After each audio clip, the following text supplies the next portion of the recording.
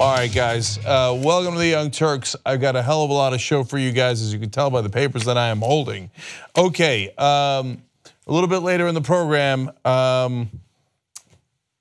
there's a new report out about how Al Franken was targeted by the alt-right and by trolls. Some of the evidence is deeply disturbing, and certainly how it worked as well. So don't miss that. A little bit later in the program as well, Democrats do a focus group to see what voters think of them. You will love/hate the results, but they are very clear and very informative. So don't miss what voters think about the Democratic Party. That's a little bit later in the show. And then today, we've got a double episode of Rebel Headquarters. So we're gonna do a full hour Rebel Headquarters. We got great progressive candidates. We also have a guy who worked in Democratic politics, got so disgusted by the corruption that he became a rabbi. And then we have some amazing videos to show you about progressives fighting in the right direction in this country as well. And by the way, the primaries are about to begin, as I'll explain at the top of Rebel Headquarters, which follows, of course, the Young Turks right after we're live. It's 6 to 8 p.m. Eastern for the Young Turks. 8:05 p.m. Eastern is when Rebel Headquarters starts. And I will explain to you that the Arizona primaries, February 27th. Voting in the Texas primary starts February 20th. That's this week. In fact, correct me if I'm wrong, that's tomorrow. So here we are, the elections have begun. So hence a special 1 hour Rebel Headquarters, don't miss that either. Okay, now let's get started here, talk to you about a couple of things that are in the news today. Okay. So the shooting in Parkland, Florida, of course, devastating. Sorry, this one is actually about Russia. Trump mixed up the two issues in one tweet, but that's in a later story. Okay. So, of course, we have the indictments that came out from Robert Mueller, 13 indictments to the Russians, one extra one for that involves an American. On meddling in the elections, now the National Security Advisor for President Trump, that's General McMaster, says that the evidence is incontrovertible. There's no question that the Russians meddled. And the list of people saying that goes on and filled with Republicans. Chuck Grassley, who's been helping Donald Trump in 1,000 different ways in the Senate, saying it is absolutely clear that the Russians meddled in the elections, and Donald Trump, the next time he sees Putin, should tell him about it and tell him that we're going to take action. Yeah, I wouldn't hold your breath, Senator Grassley.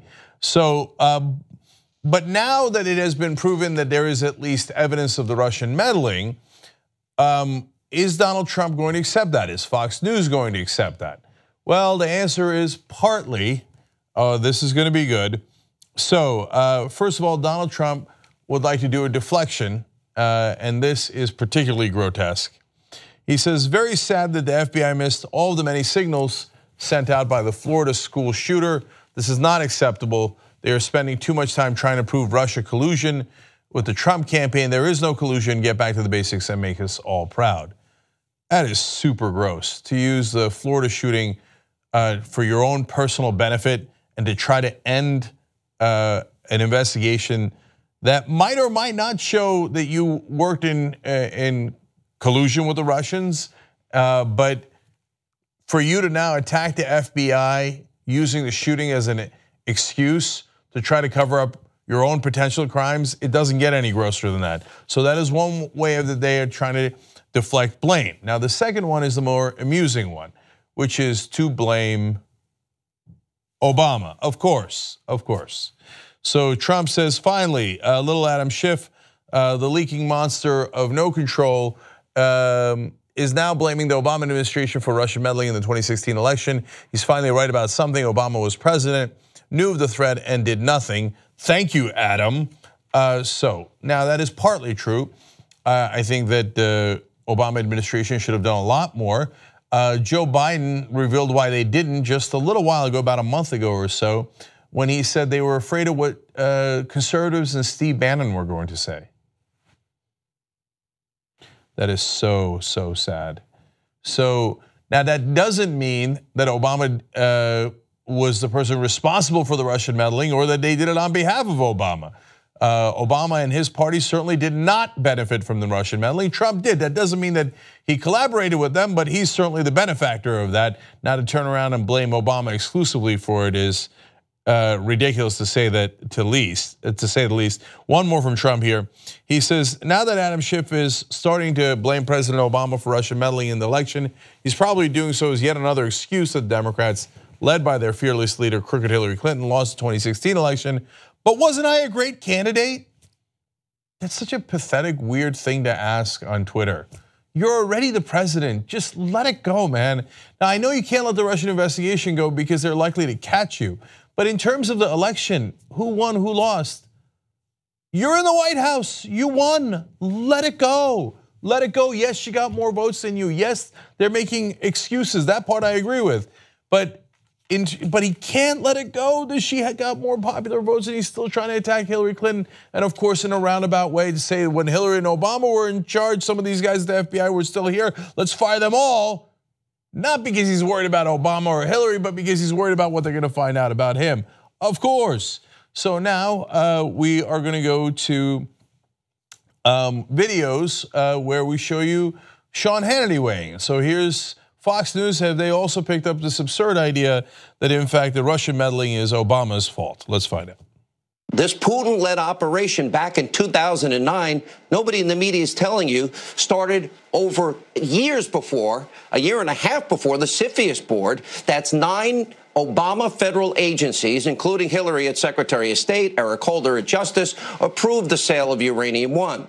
And key players involved in that decision, they should have known all of this was going on, but they approved it anyway.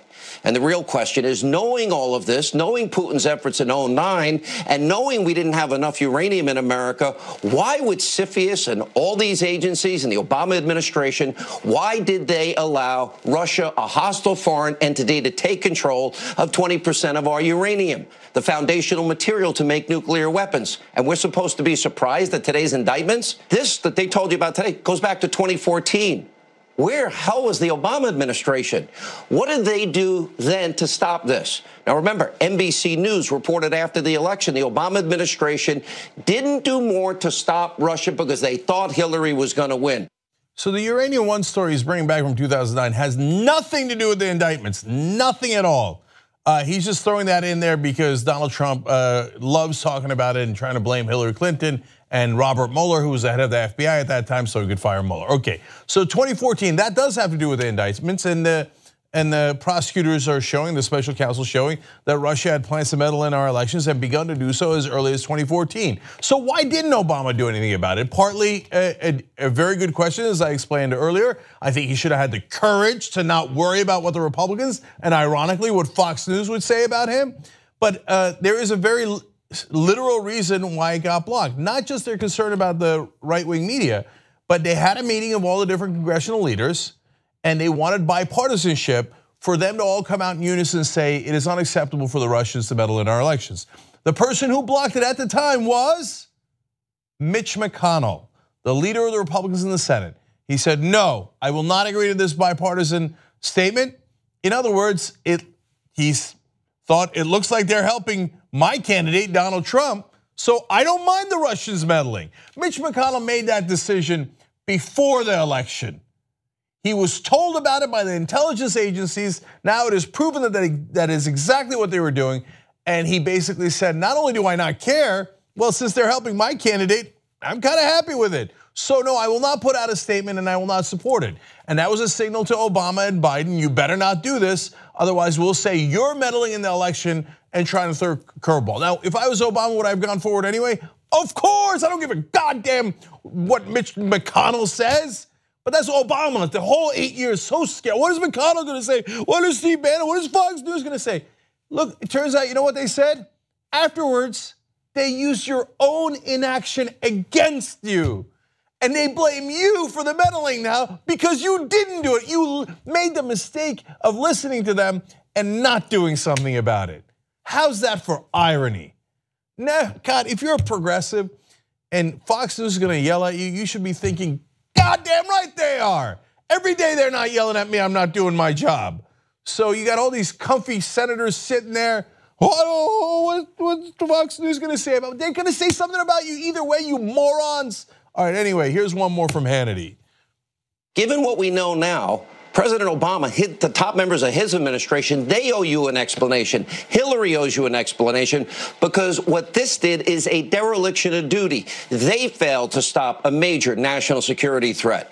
Well, how about Trump?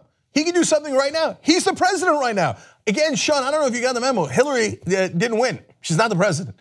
Obama's no longer president. Trump could do something right now. In fact, it's okay. It's super easy. They already did it. They passed sanctions against Russia for this meddling. Oh, but Trump has blocked the sanctions even though he signed the bill. He won't enforce them. Gee, I wonder why. Is it because he benefited from the Russian meddling and was super happy about it and is Putin's boy and Trump will criticize everyone on the planet with one notable exception.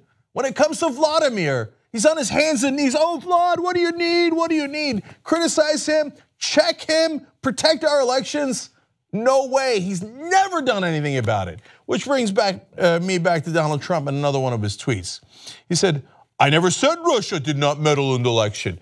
I said it may be Russia or China or another country or group. It may be a 400-pound genius sitting in bed and playing with his computer. The Russian hoax was that Trump campaign colluded with Russia. It never did. Okay, is that true? Well, to be fair to Trump, he just says he didn't collude with the Russians. He didn't say that they didn't meddle. That's, of course, not remotely true. He totally said it over and over again. In one instance, he was asked whether he believes the Russians interfered in the election. Quote, I don't believe it. I don't believe they interfered. How's that for crystal clear? Liar, okay. And then later, in the middle of last year, he put out this tweet. Get a load of this. Putin and I discussed forming an impenetrable cybersecurity unit so that election hacking and many other negative things will be guarded. After that tweet, all of the national security officials, including the Trump administration own handpicked guys had to come out and go, no, we will not be working with the Russians on cybersecurity. They're the ones penetrating our cybersecurity. We're not gonna give them the keys to our cybersecurity. Are you freaking nuts? He's not nuts, he's corrupt. He was gonna give Putin an ability to, he was just gonna hand him the keys to the kingdom, say, oh yeah, let's do cybersecurity together. And then now he has the temerity to claim, in his infinite set of lies, oh, I never said that there was no interference by the Russians in the election. All right, if you're still not convinced, here's Donald Trump himself. I think it was very obvious to everybody. I believe that President Putin really feels, and he feels strongly, that he did not meddle in our election. Oh, Putin feels strongly about it. He strongly denies it. Well, you look at that. Well, then I guess it must be true, right? Now he turns around and says, oh, no, I never said they didn't interfere. When asked if they interfered, you said, I talked to Putin and Putin strongly denies it. Maybe we'll work on cybersecurity together. How much money do you owe the guy? What kind of tapes does he have on you? But you're not working for us. This is gross. And for these guys, for Trump and Hannity to now turn around and ironically blame Obama for not checking the Republicans enough as they apparently colluded with the Russians during the election and were happy to do it. Now that is irony on top of irony. Okay. No, but keep being scared of Fox News. See how that turns out. Okay, anyway, let's keep going. Now, news story out from the Associated Press, and it is troubling. It is about the shooter in Parkland, Florida, and how some of his training on how to shoot was funded by the NRA. Associated Press explains. The troubled teen, authorities say killed 70 people at a Florida high school, excelled in an air rifle marksmanship program supported by a grant from the National Rifle Association Foundation, part of a multi-million-dollar effort by the gun group to support youth shooting clubs and other programs. Why? Because like the smoking companies, you gotta get them early. Hey, pretend the cigarettes are candy and get them to smoke, get used to smoking candy, and then they'll smoke cigarettes later. Turn your mascots into cute little cartoon characters, which, by the way, the NRA also does with Eddie the Eagle. And target the young. Unfortunately, quite literally these days. They gave a grant so he could learn how to shoot. Well, he learned how to shoot. 17 people are dead. Records show that the Stoneman Douglas JROTC program received $10,827 in non-cash assistance from the NRA's fundraising and charitable arm in 2016. When Cruz was on the squad, the school's program publicly thanked the NRA Foundation on its Twitter feed. So now I know what conservatives are going to say. Well, that's ROTC, man. That's okay. First of all, you can go ahead and go nuts if you want, but I'm not sure ROTC is okay. So in our high schools, we have training so that you can go get killed in the military. Now, if we were under attack and we need to protect Pearl Harbor, okay, maybe that's one set of circumstances. In these circumstances, when's the last time we had a defensive war? We keep bombing places like Yemen, Somalia, Syria, Iraq, none of which attacked us, and now you're gonna send in young high school students to get ready, to get excited to go over into the military and attack a new country. And now, by the way, all these programs are in public schools because private schools have rich kids. They're not going to war. Their daddies and mommies might start wars, but their kids don't go to wars. No, they recruit in places that are public schools and oftentimes poorer and middle class so that it is good fodder for their war machine. Okay, but on top of that, now we have the NRA Foundation in the business of charity. What kind of charity? Are they helping the people who got shot? Are they giving out coats in the winter? Are they helping the poor and the needy? No, they're teaching the youth of America how to murder people. Oh, I'm sorry, shoot better, in case what? In case what, a 14-year-old has to defend himself what? Go to war? He can't. Defend himself against the tyranny of the government? You want 14-year-olds, what are we training them for? We want the 14-year-old to shoot if someone comes in the house? Is he properly trained on who it might or might not be a danger? The NRA Foundation gave nearly $2.2 million to schools across 30 states in 2016, the most recent year for which its federal tax filings are publicly available. $400,000 of that was in cash, and the rest was in-kind donations.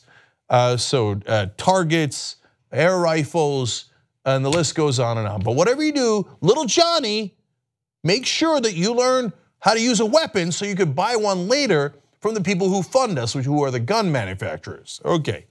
The Marjorie Stoneman Douglas High School JROTC marksmanship team made their Twitter account private after press reports tied Cruz to the program. Law and Crime reached out to the marksmanship team for comment on this decision in particular and the story in general, but no response was forthcoming at the time of the publication. So this other publication, Law and Crime, goes and asks them, they made that private. Well, that's embarrassing. Turns out we trained the killer on how to kill. Oops. Now, some people in the group still defended it. They're like, no, we went to a room and there was some Kevlar there. And luckily the shooter didn't go in there, but he could have protected us. And we're proud of the program. It trained Nick Cruz how to shoot better, and he shot and killed 14 students and 3 adults. Okay. Along with schools, the NRA Foundation also gives millions of dollars a year to local gun clubs, Boy Scout chapters, churches, and agriculture programs. The NRA Foundation has provided more than $335 million in grants since 1990. They're not doing it for their health. They're not doing it out of charity, literally. They're doing it so they could train a whole generation of young Americans that the answer is violence and weaponry. Why? Because they sell violence and weaponry. It's not that complicated. In fact, the NRA Foundation website says, investing in the next generation of America's leaders. A significant majority of the NRA Foundation grants support youth shooting sports programs. Is that what we're calling it now, sport? I found an old video of the NRA training young kids on how to use weapons. Let's show you.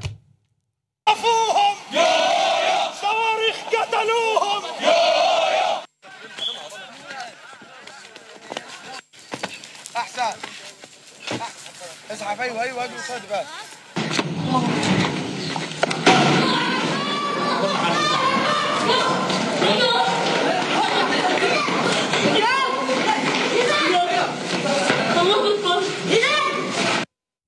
I'm sorry, that was Al Qaeda. Young Turks.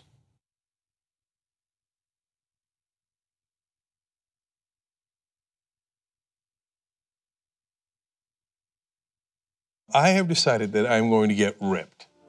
Okay. What? Okay. Like, physically? Yeah. Okay. What? You don't believe me? I 100% don't believe you. I will get so ripped, here's my prediction, that someone at TYT will say, Cenk, you've got to stop working out. We're tired of you winning. So you don't believe me? Cenk, you don't have time to like do your daily duties for the main show. Duties. I don't even have time for your daily duties. Because what you guys don't know is how great my muscles already are. It's absolutely possible, but you can't have Leah run to the food truck to get you like 2 different types of grilled cheeses with like tater tots for lunch. Like, you can't have that anymore. Let's see what happens. You also have to go to the gym regularly. Let's see what happens. All I'm saying is, let's see what happens. Have I ever been wrong about a prediction? Almost never.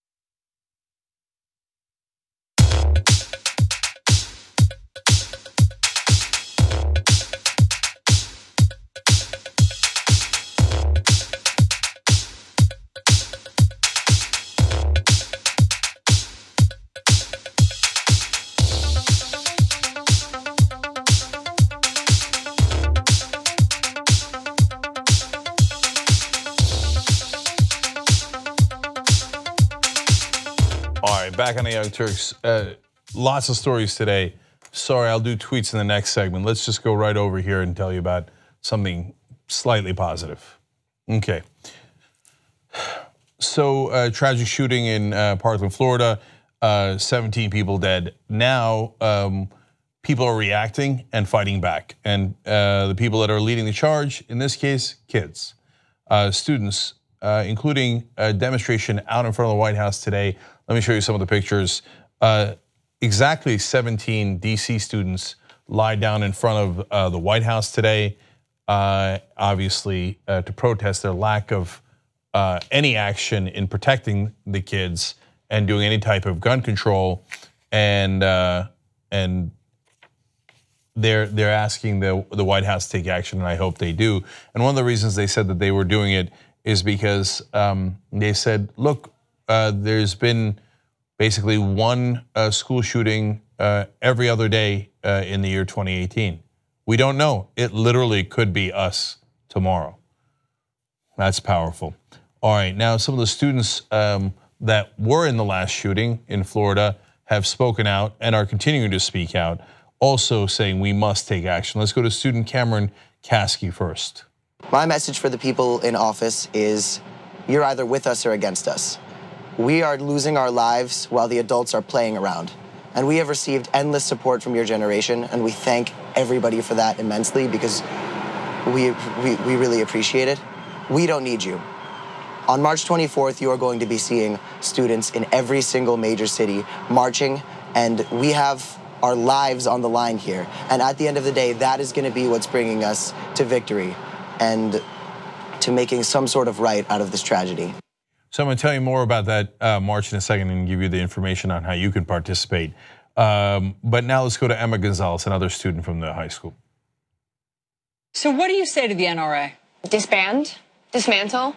And don't make another organization. Yeah, don't make another organization under a different name. Don't you dare come back here. Well, I know that, of course, I know it for a fact. It's the next story we're going to do for you guys. The conservatives are now attacking the students. But I think that you might have a different point of view if you saw one of your best friends and your classmates getting shot in the head. So I think that these kids are brave. I love that they're speaking out. They are unfortunately right that the adults don't appear to be doing anything. So here's more from Cameron Caskey. Much more that needs to be done, and much more that people like Marco Rubio and Rick Scott are not doing. And it's scary to think that these are the people who are making our laws when our community just took 17 bullets to the heart. And it feels like the only people who don't care are the people making the laws. Yeah, it's not that they don't care, to be fair. They just care more about the checks they get from the NRA.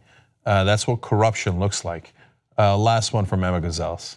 Politicians who sit in their gilded House and Senate seats funded by the NRA telling us nothing could have ever been done to prevent this.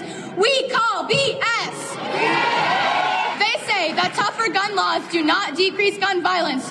We call BS. They say that no laws could have been able to prevent the hundreds of senseless tragedies that have occurred. We call BS. Well, I'm going to have some facts to back up what she's saying there in a minute. But first, I want to tell you about the different marches that are going on, how you can participate. The National School Walkout, planned by the Women's March organizers, will be on March 14th at 10 a.m. in each time zone. It calls for students, faculty, parents, and others to walk out of school for 17 minutes, 1 minute for each person who was killed in the Florida school shooting. Here's the website and the Facebook page for them. Obviously, these are complicated URLs. That's okay. We have it down below in the description box on YouTube and in the comment section on Facebook, so you can just click on them. Also, for the next one, this is the one that the students were talking about. The March for Our Lives is scheduled for March 24th. The details are thin right now, but students and activists plan to march on Washington, D.C. and other U.S. cities. I'm quoting Vox there. Here's their websites and Facebook URLs, also in the description box and comment section, depending on where you're watching this. And Vox continues to explain that both the events will focus on calling Congress to act on gun violence, which is very logical. But I mean, it should be the least controversial thing on the planet after this massacre and the one before that and the one, we've had 4 massacres in the last 5 months. I'm not talking about mass shootings. That's almost every day. Massacres, dozens of people shot. You got Sutherland Springs, Texas, where they lost 26 people in a church, 58 people in Vegas. Obviously, Parkland just happened. But it's a controversial position in Washington. The Republicans are like, do something about gun violence? Oh, no way, no way. The NRA pays my bills. I'm not going to touch that if my life depended on it, and it might. Steve Scalise was shot. Comes out, he's like, are the checks still clearing? Yeah, okay, great, I'm still with the NRA. Okay, the day, now here's a 3rd March. The day set for actions is April 20th, which will be the 19th anniversary of the massacre at Columbine High School. Alternate reporting on that 3rd March. The Twitter account for the National School Walkout, which will start on Friday, declares, we are the students, we are the victims, we are change. Their Facebook link is right here. And again, these are easy clicks in the description box. And oftentimes also in the eye, if you scroll over the video, there's an eye that pops up there that will also have the links for you guys whenever we talk about links on YouTube. Okay, now let me give you some of the stats that shows that Emma Gonzalez is right about gun violence in America. The US makes up less than 5% of the world's population, but holds 31% of global mass shooters. That is not an accident, and the rest of the data bear that out. The US has nearly 6 times the gun homicide rate of Canada, more than 7 times that of Sweden, and nearly 16 times that of Germany, according to the United Nations data compiled by The Guardian. Gun deaths are a big reason that America has a much higher overall homicide rate than other developed nations. Turns out we are number 1. We're number 1 in killing ourselves with guns. That is literal, it is a fact. And by the way, this is not, hey, the US has 16 times as many gun homicides than Germany, but we're a bigger country. No, it's per capita, per capita. We kill ourselves with guns at a rate 16 times higher than Germany. You know why? Because there's not a lot of guns in Germany. And there's a ton of guns in America. They get in a fight in Germany, they do, you know why? Because they're humans. And they yell at each other. And maybe they slap or punch each other, and that's terrible. Here in America, we get in a fight, grab a gun, shoot someone, and kill them. That's why our homicide rate is way higher, and we have the mass shootings to boot. Here, let me show you another graph on mass shootings. This is a chart that shows you number of guns in the country and then number of mass shootings. Hey, look at that. Turns out the more guns you have, America is almost off the chart there in the upper right corner. The more mass shooters you have, and the rest of the world is in the lower left corner. They don't have very many guns, and they don't have very many mass shooters. Oh, all of these studies have to be one-offs. Wrong. Let's go to a collection of studies. In 2016 review of 130 studies in 10 countries, published in the epidemic, oh God help me. I'm just gonna do that over. Not today, devil, not today. A 2016 review of 130 studies in 10 countries found that new legal restrictions on owning and purchasing guns tended to be followed by a drop in gun violence, a strong indicator that restricting access to guns can save lives. So you have to repeat these super obvious things because it just will not get through to Republican legislators. Now, federal background checks, don't get me wrong, it gets through the Americans, not just the Democrats, but the Republicans. About 93% of Americans are in favor of universal background checks, but the politicians won't do it. So here's another study. If you say, well, okay, maybe they're just in favor of that one small piece of gun control. Based on Pew surveys, there are way more adults in the US who believe that gun laws should be stricter overall, that's 52%, than those who believe gun laws should be less strict. That's 18%, that's a tiny minority. But they are so loud, and the money of the NRA is so loud that 18% of the country teaming up with tens of millions of dollars from weapons manufacturers is drowning out the voice of the rest of us. And finally, one more piece of context from German Lopez at Vox. This has happened dozens of times over the years, talking about the shootings and then the protests. The December 2012 shooting at Sandy Hook Elementary School in Newtown, Connecticut, in which a gunman killed 20 children, 6 adults, and himself, similarly led to calls for action. Since then, there have been more than 1,600 mass shootings, killing more than 1,800 people and wounding more than 6,400. Many of these events led to speeches and events, but Congress refused to budge every time. Will it be different this time?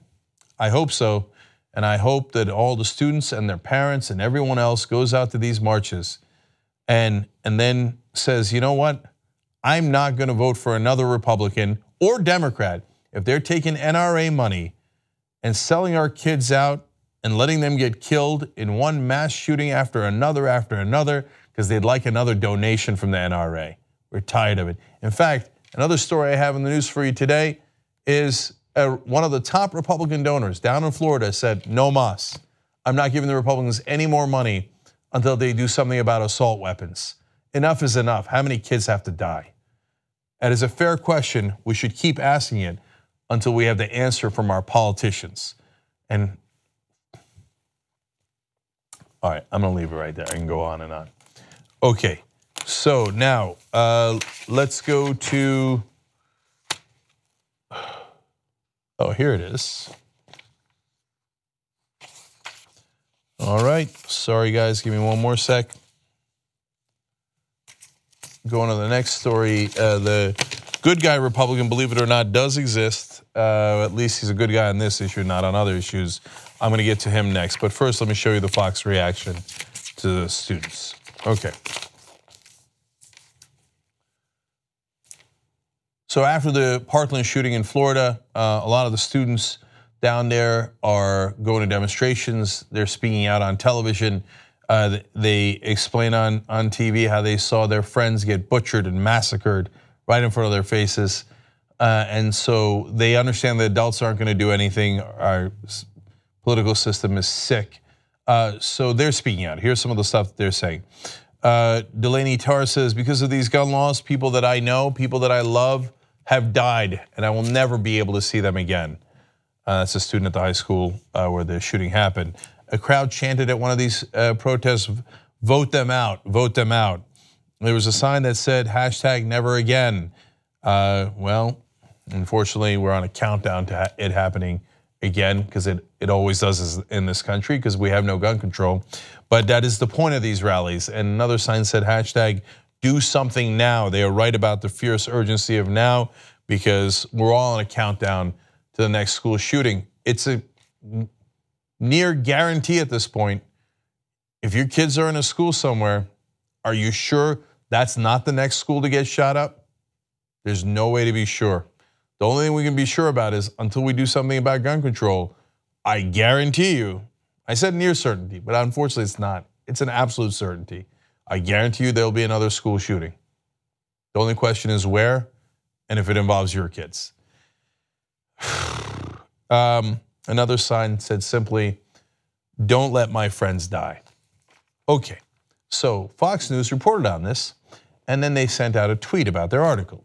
Nothing wrong with that, so glad they did. Some of the comments from the followers of Fox News on Twitter. All right, well, let's just show you. Deplorable Dan with hashtag MAGA writes in, they all need to shut up. Now remember that after a shooting, a lot of times people like myself will say we need gun control. Why?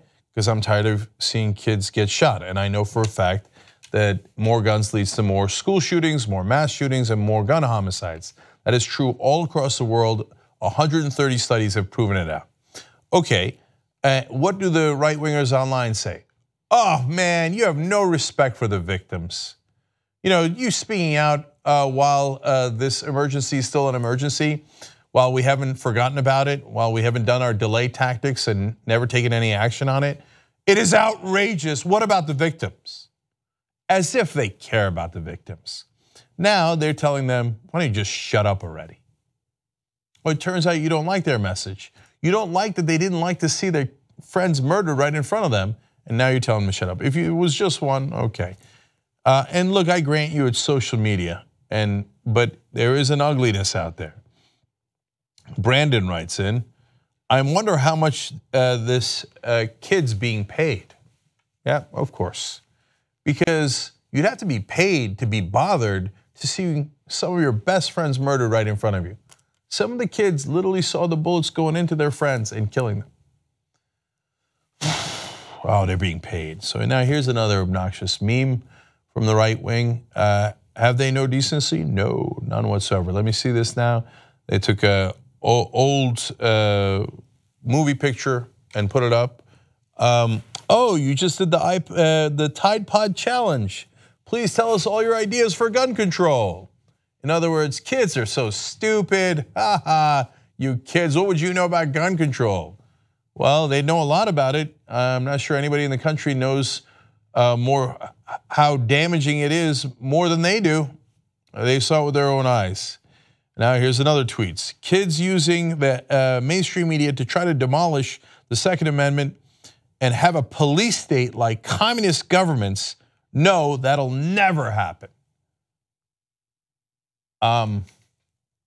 So you think asking your friends, asking the government to do something about your friends being murdered in front of your eyes is the equivalent of becoming communist? Yeah, I'm sure those kids, they're all about the communist agenda. For everything for the right wingers is all about like some extreme ideology.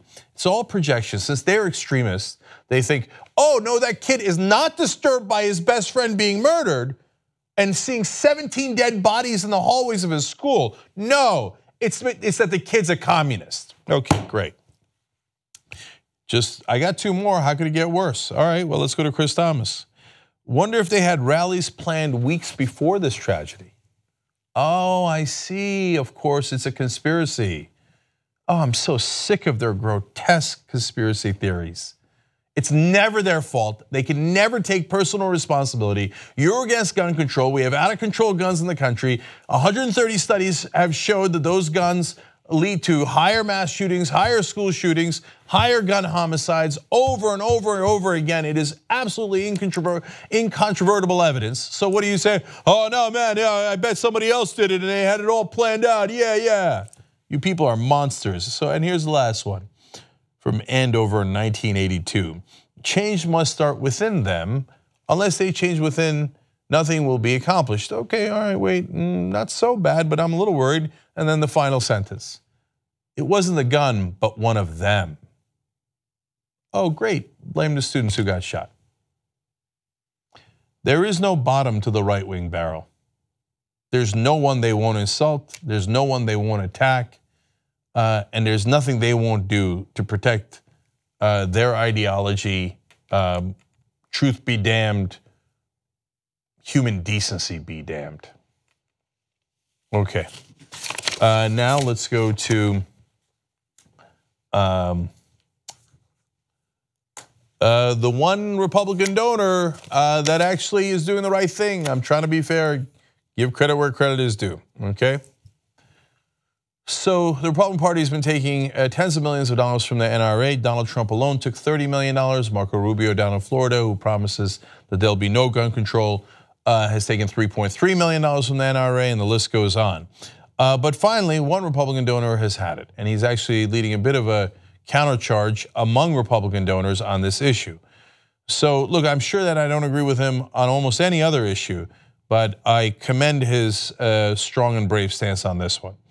New York Times explains, a prominent Republican political donor demanded on Saturday that the party pass legislation to restrict access to guns and vowed not to contribute to any candidates or electioneering groups that did not support a ban on the sale of military-style firearms to civilians.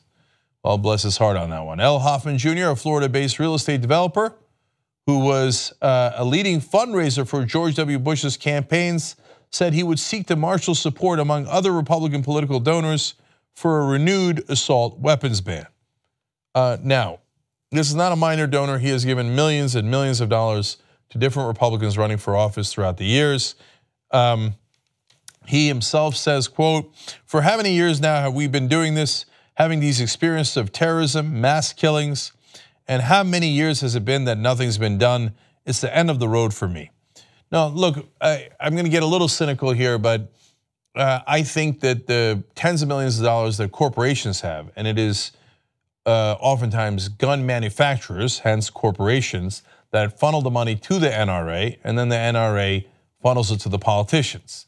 That kind of crony capitalism, unfortunately, will overpower even millionaire and billionaire donors on the Republican side, because corporations will always have more money than individuals. So I hope Hoffman can gather up more people to join this cause, and maybe it'll make a difference, because that's the only thing Republican politicians listen to is Republican donors. But they'll probably be outspent by the NRA. But again, I don't want to discourage it. I think it's wonderful. Let me give you more context.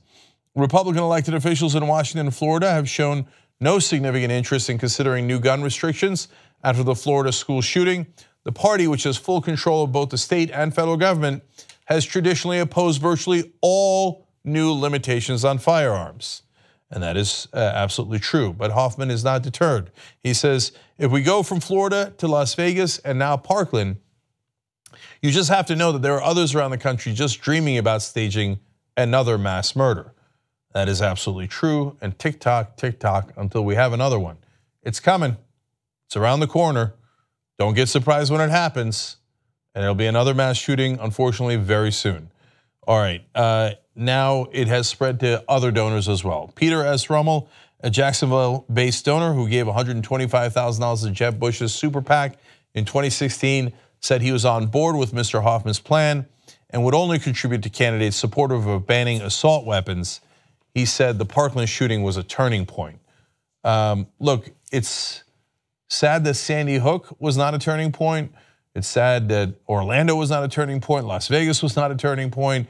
Then when Gabby Giffords, a congresswoman, was shot in the head, that was not a turning point. Steve Scalise was shot, a Republican congressman, that was not a turning point. But at least for some Republican donors, we have now hit a turning point, and thank God for that.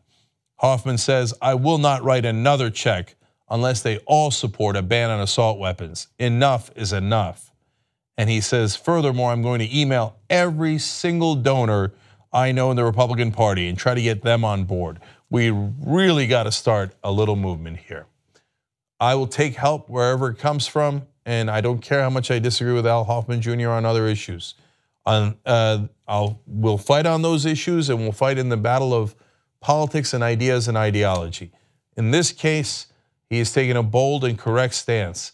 And hey, Republicans, if these people don't represent you and you're tired of the mass shootings and the massacres as well, and you're worried that the massacre might be coming to your town next, because it probably will, then you should join people like Al Hoffman Jr. and others and make sure that the Republican politicians who are blocking any action on this issue are gone and don't represent you.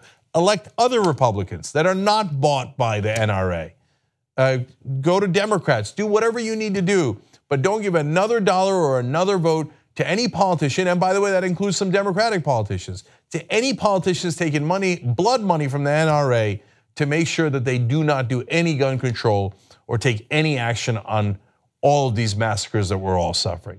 Not one more dollar, not one more vote. All right, we got to take a break here. And when we come back, I'll tell you the story of how the Democrats did a focus group. They tried to find out what voters thought of the Democratic Party. Brace for impact.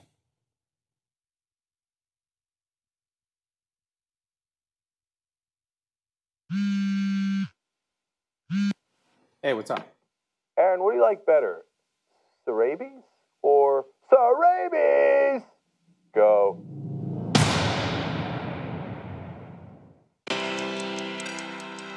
We are actually the longest running daily stream on the planet. Later tonight, we start a revolution. Yes, another one. I ask leave of the Senate to continue my remarks. Too strong. You're not answering the question. Answer the question. No one is above the law, and that includes the President of the United States of America. Go, engage, fire. Congrats to the Young Turks. They actually won a Stream the Award tonight. We'd like to thank Donald Trump, obviously. We just crossed 7.6 billion views. Revolution won't be televised. Hello, Internet.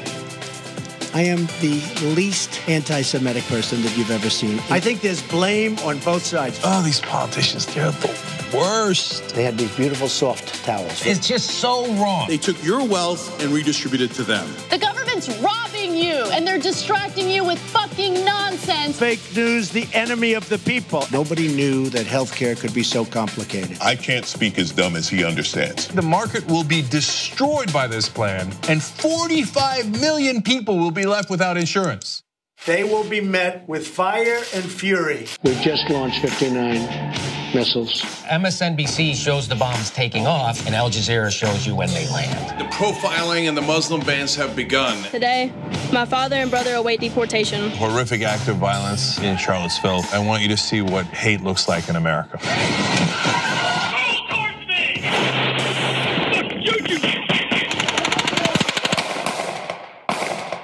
What a sick country we live in. It's time to get up and fight back. Giant protests against Donald Trump. Women's marches take over more than 500 cities across the United States. Immigrants throughout the United States who protest. I don't think they're peasants. I actually think that they enrich this country with their culture. I don't want a resistance. I want a revolution.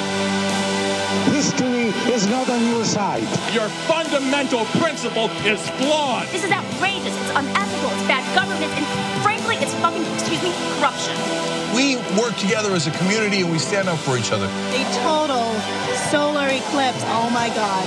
Climate change is my #1 issue, and to be able to help amplify the message and research of these workers is like a dream come true. Colin Kaepernick chose to sit during the national anthem to protest police violence against African Americans. This has sparked a new movement. More and more women are sharing their stories of sexual assault. It's happening right in front of our eyes as the culture is shifting. We have to speak up ourselves, and we have to create movements ourselves. To see it unfolding in real time as women stand up together collectively and go no more. So many women came out of that women's march and said, I'm running for office. You want to talk about the revolution? Here it is. Yeah, it's gonna be awesome. TYT. TYT. TYT. TYT. Young Turks. You do have the power to change people, you do. I hope one day we can all learn to live together in a decent way and not let, oftentimes, the media and the corrupt established system tear us apart.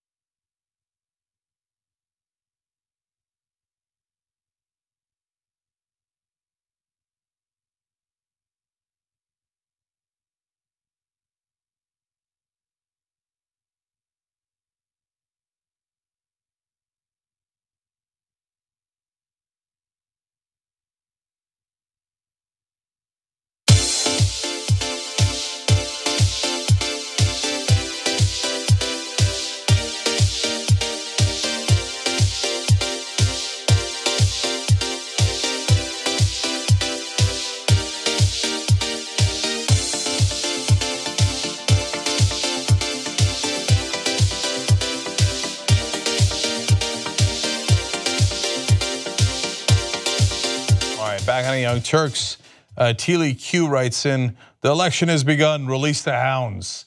Yes, as I explained on the top of the show, voting starts on February 20th in Texas for primaries that are held on March 6th, but the early voting begins February 20th. And then in Arizona, first election up for Congress, primary on February 27th, so they are right around the corner. Jess says, finally, the Young Turks and Cenk Uygur is on, saving me from losing my sanity after being forced to watch mainstream media news over the weekend. Thank you, TYT. Thank you, Jess. And thank you for making the show possible. TYTnetwork.com/join to become a member and get the show anytime you like.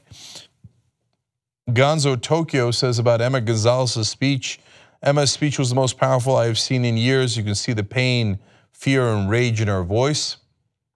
And finally, Sam says, I remember when I was a Republican, I fell right into the mental health argument. I closed my eyes tight on the real issues. Thank you for having an open mind, Sam, and changing, by the way, just like I did. As long as you got an open mind, I think anything is possible as long as you're open to those facts. Okay, let's go over here. So Senate Democrats wound up doing a focus group, not amongst themselves, obviously, of voters to see what they thought of the Republicans and the Democrats, and they're going to need this information to figure out what to run on in the 2018 elections. Well, first of all, wouldn't it be nice if they didn't have to ask a focus group, if they actually cared about policies and they were true progressives and they knew what to fight on and they were desperate to get change in the country and they wanted to make sure that everybody had health care and college and a decent wage. Okay, I get it, they're politicians. But what happened in the focus group is really interesting. The voters had this quote for them. And again, the focus group doesn't know that the senators are going to look at it. They're just being asked in a room and they tell them what their real opinion is. Quote, Republicans have the wrong agenda. Democrats have no agenda. Damn. As usual, they're exactly right. The voters are right and the politicians are wrong. They get it. They're like, look, man, we can see the Republicans with our own eyes. Wrong agenda, got it. What's your agenda? I don't know it. You know why? The corporate Democrats almost never fight for their agenda. They don't even know what it is. That's why they're asking a focus group. So let's see what they took away from it. So Axios reporting, a Senate aide told me leadership is acutely aware of this problem and hopes immigration will fill their agenda gap. Okay, is fighting for immigration reform the correct policy? Yes. Have the Democrats even done that? No. They had every opportunity during the budget negotiations to fight for DACA, and they chose not to. But that's not why I'm frustrated. Well, I'm also frustrated about that. But the main reason here is they're like, I don't know what to believe, and I'm looking at a focus group, and I'm like, oh, maybe immigration, maybe that'll fill the gap. One issue, just one issue. Do you have opinions on anything else? And by the way, why immigration? Why to fill the giant gap of their no agenda? Because as usual, the Democratic Party is playing identity politics.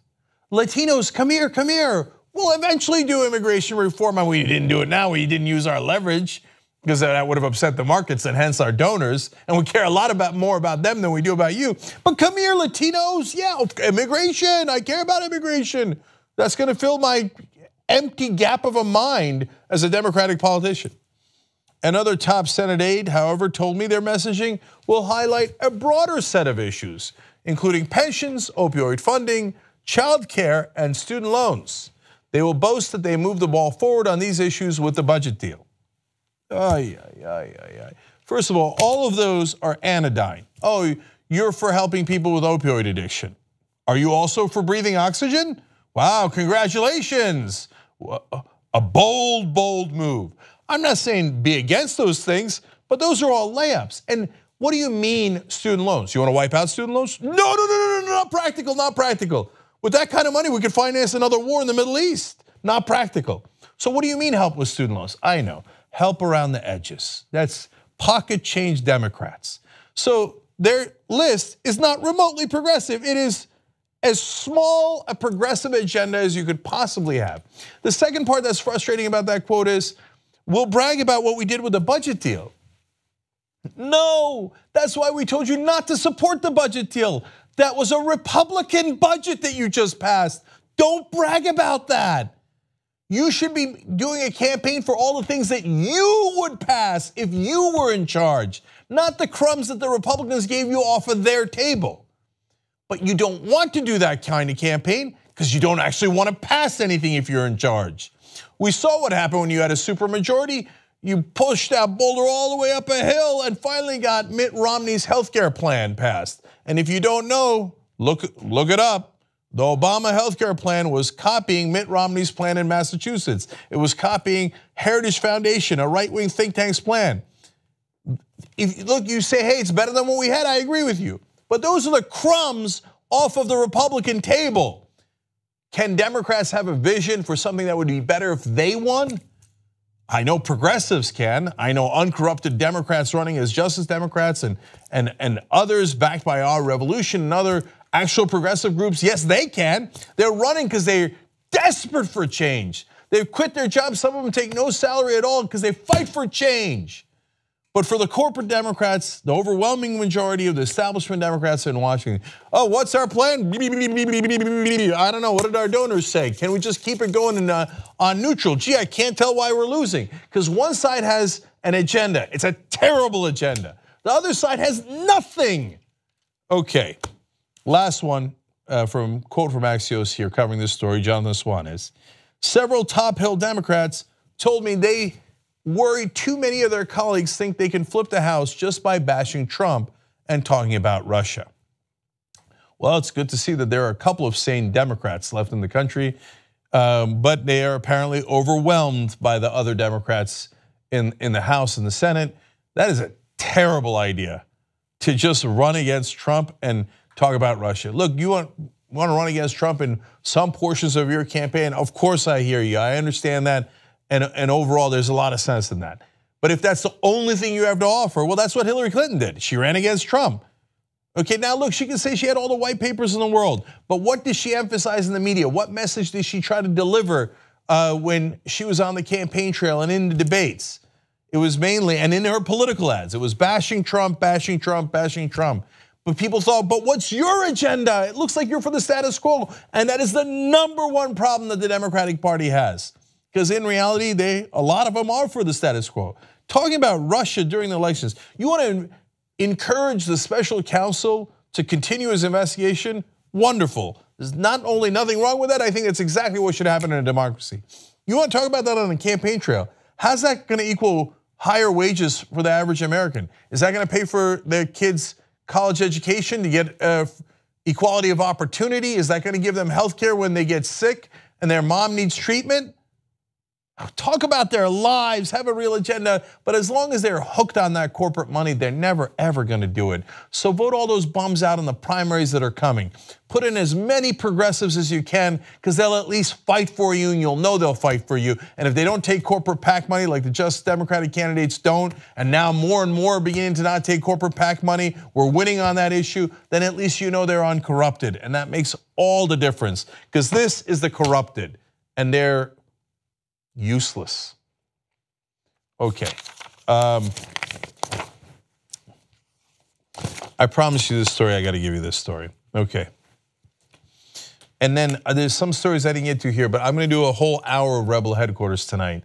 And in that, I've got some, I've also got a devastating story about what happened in the state of Washington for Wolfpack and how the Democrats, as usual, went with inaction, of course. Okay, all right. Interesting reports coming out now. Sarah Burris at Raw Story writing about this, and also some groups looking into what happened to Al Franken. Let me tell you all about them, including Unhack the Vote, okay? So as you all know, Al Franken was a senator from Minnesota. There were allegations of groping and sexual harassment against Senator Franken, and almost all of his Democratic colleagues pressured him to step down, and he did. He maintained in his last speech that he did not do it, but he didn't want to cause a distraction. #1 reason why Democrats step aside instead of fighting. Okay, so Sarah Burris reporting a group of fake news sites, turns out, white nationalist and far-right fake Twitter accounts were reportedly behind the campaign against Senator Al Franken, and the Democrats fell for it. Now, there was a tweet from an account connected to Roger Stone on Twitter that had said the day before the story came out about Al Franken, Roger Stone says it's Al Franken's time in the barrel. Franken next in the long list of Democrats accused of grabby behavior. So I mentioned this when Al Franken gave that speech as he was resigning. If Roger Stone knew about it the day before it came out, there's an excellent chance that that was a Republican plot. and an alt-right one at that. Should have been a lot more careful. According to a report from Unhack the Vote, while everyone was focused on the Russian meddling of the 2016 election, another campaign was being run out of Japan. Well, that's very interesting. And that is the first that I'm hearing about that. So let's find out more about that. A group of Japan-based sites were created the day before Tweeden came forward with her allegations, and several Twitter bots ensured the stories about it went viral. Tweeden was the first person to accuse Franken. The news was then picked up and fueled by Mike Cernovich and his fans, who issued thousands of tweets causing, quote, Franken fondles and quote, Franken is a groper to gain traction. So this is a common practice that the alt-right has. It's not matched by anything on the left. The left is just sitting there going, oh, what happened? Oh, the right wing's attacking a fellow progressive or Democrat? Let's help them. Oh my God, I'm outraged, okay? So whereas the right wing is coordinated, organized, and attacks in unison. Okay, Sarah Burris points out, meanwhile, 8 former female staffers of Franken's defended their old boss, but their voices were completely drowned out. Well, that's how the right wing weaponizes the Me Too movement and uses it against the people who actually care about it, progressives and Democrats. And then they get other Democrats to throw that Democrat under the bus, and then they go, ha ha, as if they cared about Me Too. I've shown you Cernovich's past before in different videos that I covered about him. He says that date rape doesn't exist, and allegations in regards to him and sexual assault are significant. He brags about how he hired private detectives to go after the victim in that case. He brags about how he makes up charges against people online and gets it to stick. And here they go again, and there goes the Democrats again, falling for the trap. So now, as Cernovich and the alt-right is doing this, and the Japan-based sites are throwing out their tweets, that day, RealUSA.site was created by a Japanese developer named Atsufumi Atsuka. A fake news site was grown, and a second site popped up a few days later. Now, Donald Trump loves to call the mainstream media fake news, but the word or the phrase fake news came from somewhere. It came from right-wingers and bots, sometimes from other countries, mainly Russia, but others, Macedonia, but almost all right-wing, creating literal fake news websites where they would print news that wasn't true, wasn't remotely true, it was meant to be propaganda and to trick people. That was a right-wing phenomenon. They then took the word, hijacked that too, weaponized it, and used it against the people trying to give you reality and the real news. These are some of the worst people on earth. And for Democrats to follow and what they're doing and take it legitimately, or for the rest of the press to do it, is grotesque. More from Burris at Raw Story. The Alliance for Securing Democracy explained that Russian intelligence operations then ensured Al Franken was trending by November 17th using a group of 600 fake accounts. Great, the alt-right working with some folks in Japan and other bots from Russia to destroy one of our senators. It's not just about the 2016 election. This stuff continues to this day, and there is some so-called Americans in our midst who are happy to work with foreign governments to try to take out their political opponents. There used to be a word for this. All right, and of course this guy doesn't want to get left out. So right-wing troll Charles Johnson tweeted, thinking of offering money to people who go on TV and say Al Franken is a predator just days later. Because why not bribe people while you're at it? That's another right-wing MO that they do over and over again. So finally, one more piece of context. Just days prior to Democrats calling for Franken to step down, the fake news sites republished their own version of an article from a smaller site urging women and activists to stop their defenses from Franken. And the title of that piece was, "Dear Al Franken, I'll miss you, but you can't matter anymore." thousands of fake Twitter accounts that ensured the article's headline spread. So they take a fake news article pretending to care about the Me Too movement. A lot of the people who are running these fake news sites actually think the Me Too movement is garbage. They don't care about it at all. They laugh at it behind the scenes. But they write an article pretending to care. Oh my God, I care so much about sexual harassment. Meanwhile, they've done sexual assault on their own. They've advocated for sexual assault, saying it's no big deal. Okay, and then they turn around and go, oh my God, Al Franken, what he's done in this regard, it breaks me up. Then they use their fake Twitter accounts to spread that garbage and that smear job all throughout the country. And then finally, the mainstream media picks it up and goes, oh my God, if Roger Stone and Cernovich and these monsters and lunatics are saying it, and it's backed up by all these tweets, then it must be true. And they run with it, and the Democrats crumble. It is a pathetic circle. It happens time and time again. And most of the Democrats are totally unaware of it, as usual, clueless to the end. And a lot of the mainstream media aid and abet the same people that yell at them and smear them day after day.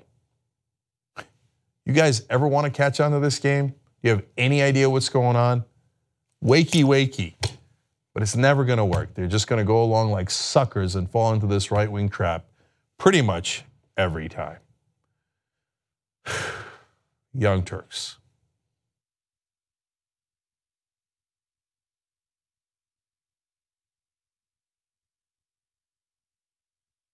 Oh, did you guys help us win a Shorty Award last year? Did you? In the category of audience on.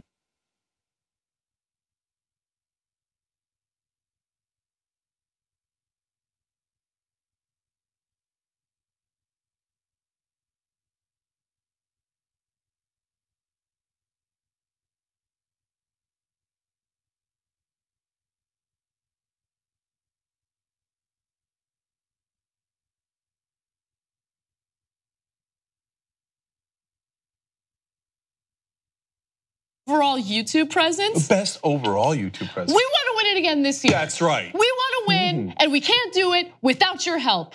We need you. We need you. All right, so here's how we're gonna do it, guys. Look, we wanna win for best overall YouTube presence for the Young Turks, but we also wanna win best in overall Facebook presence and best web series for The Breakdown, which is great. But let me tell you about YouTube presence. Go to tytnetwork.com/YouTube presence, which is very logical. Click on the vote in best overall YouTube presence, also very logical. You can log in using your Facebook or Twitter accounts to create a Shorty account to submit your vote. You share your vote on social media, ba-bang, that counts as an extra vote. You're voting like crazy now. Now, do this for The Breakdown and web series and in a Facebook presence as well.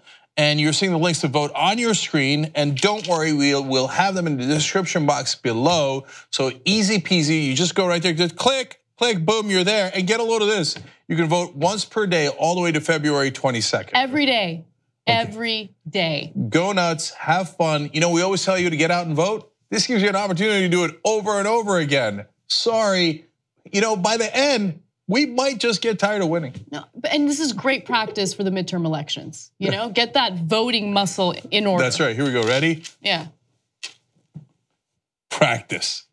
I just shot a clip. It's time sensitive and it needs to be edited right now. Did anybody call for an editor?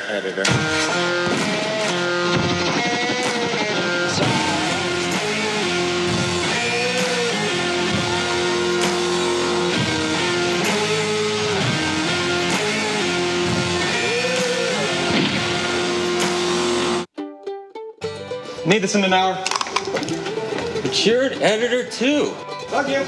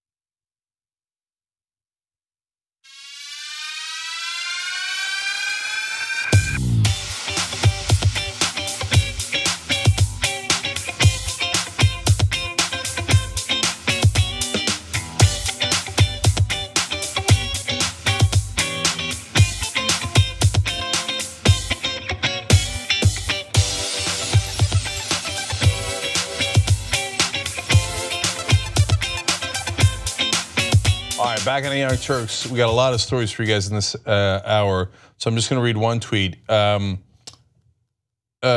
Venture says, kind of sad to think now that rich people care, something might change. Politicians only listen to the donors.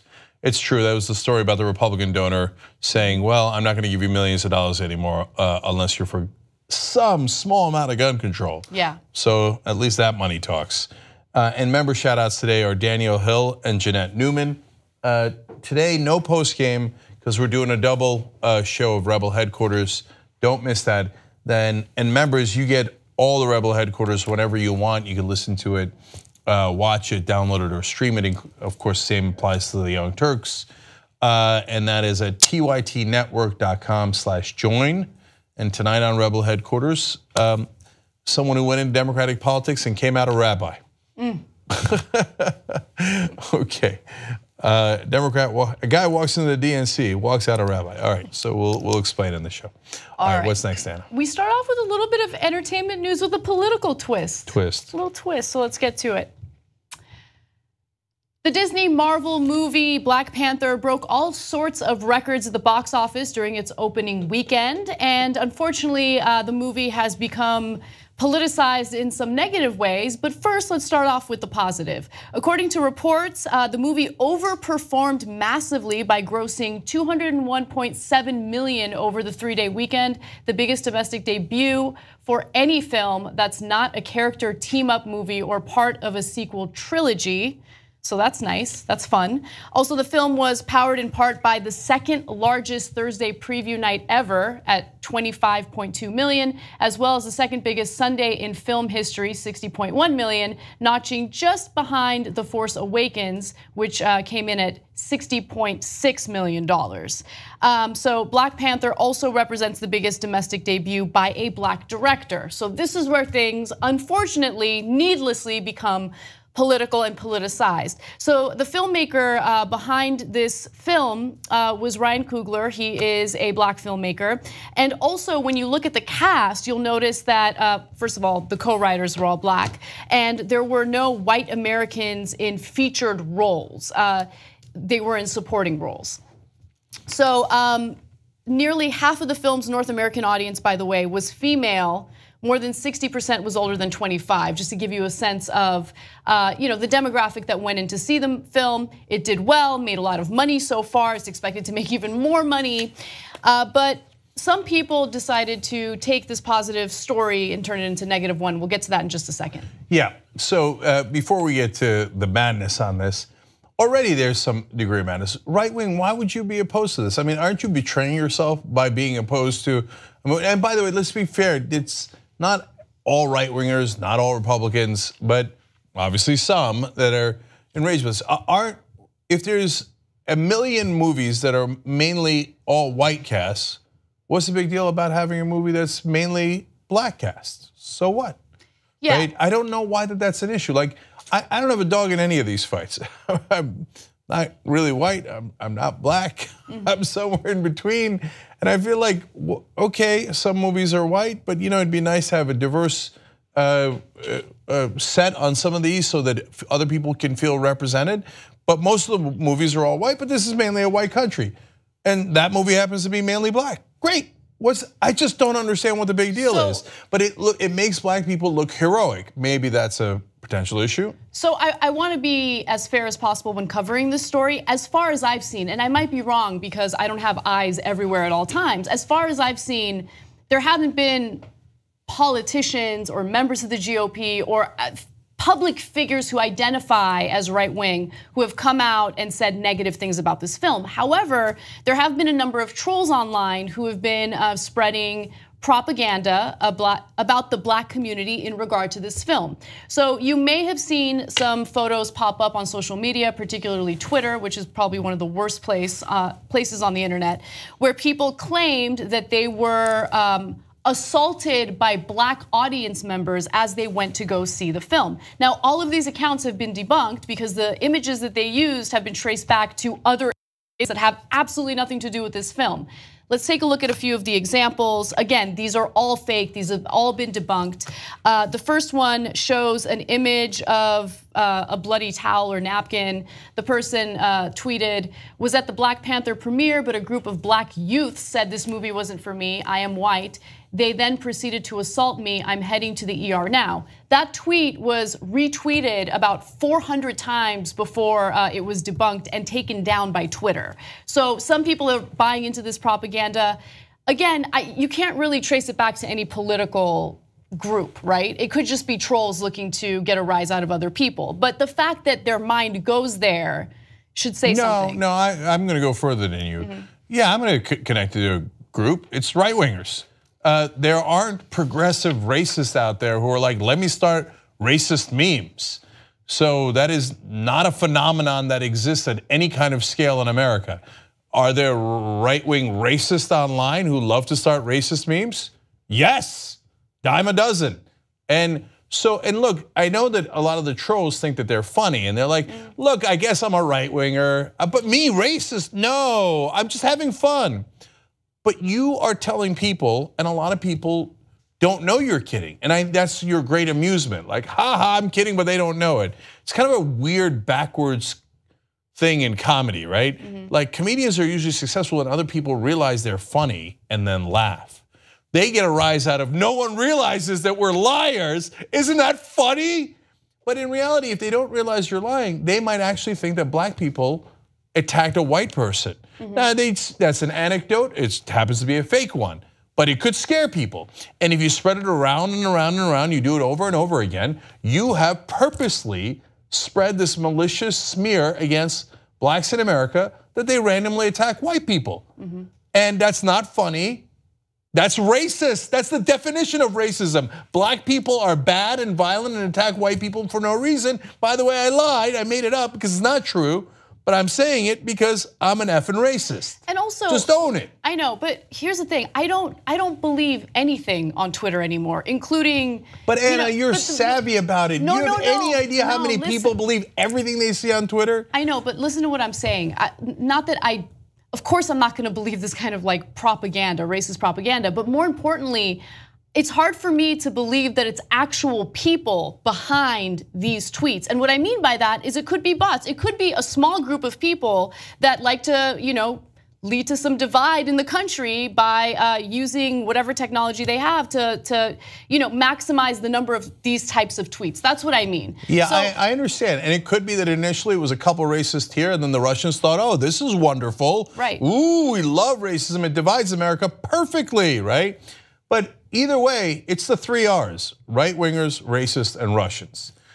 There are no progressives sending terrible racist memes about black people in America. So that was just one example. There are several other examples, all of which, again, have been debunked. They've been taken off of social media. Another example showed a Swedish woman who had been assaulted before, way before this movie came out.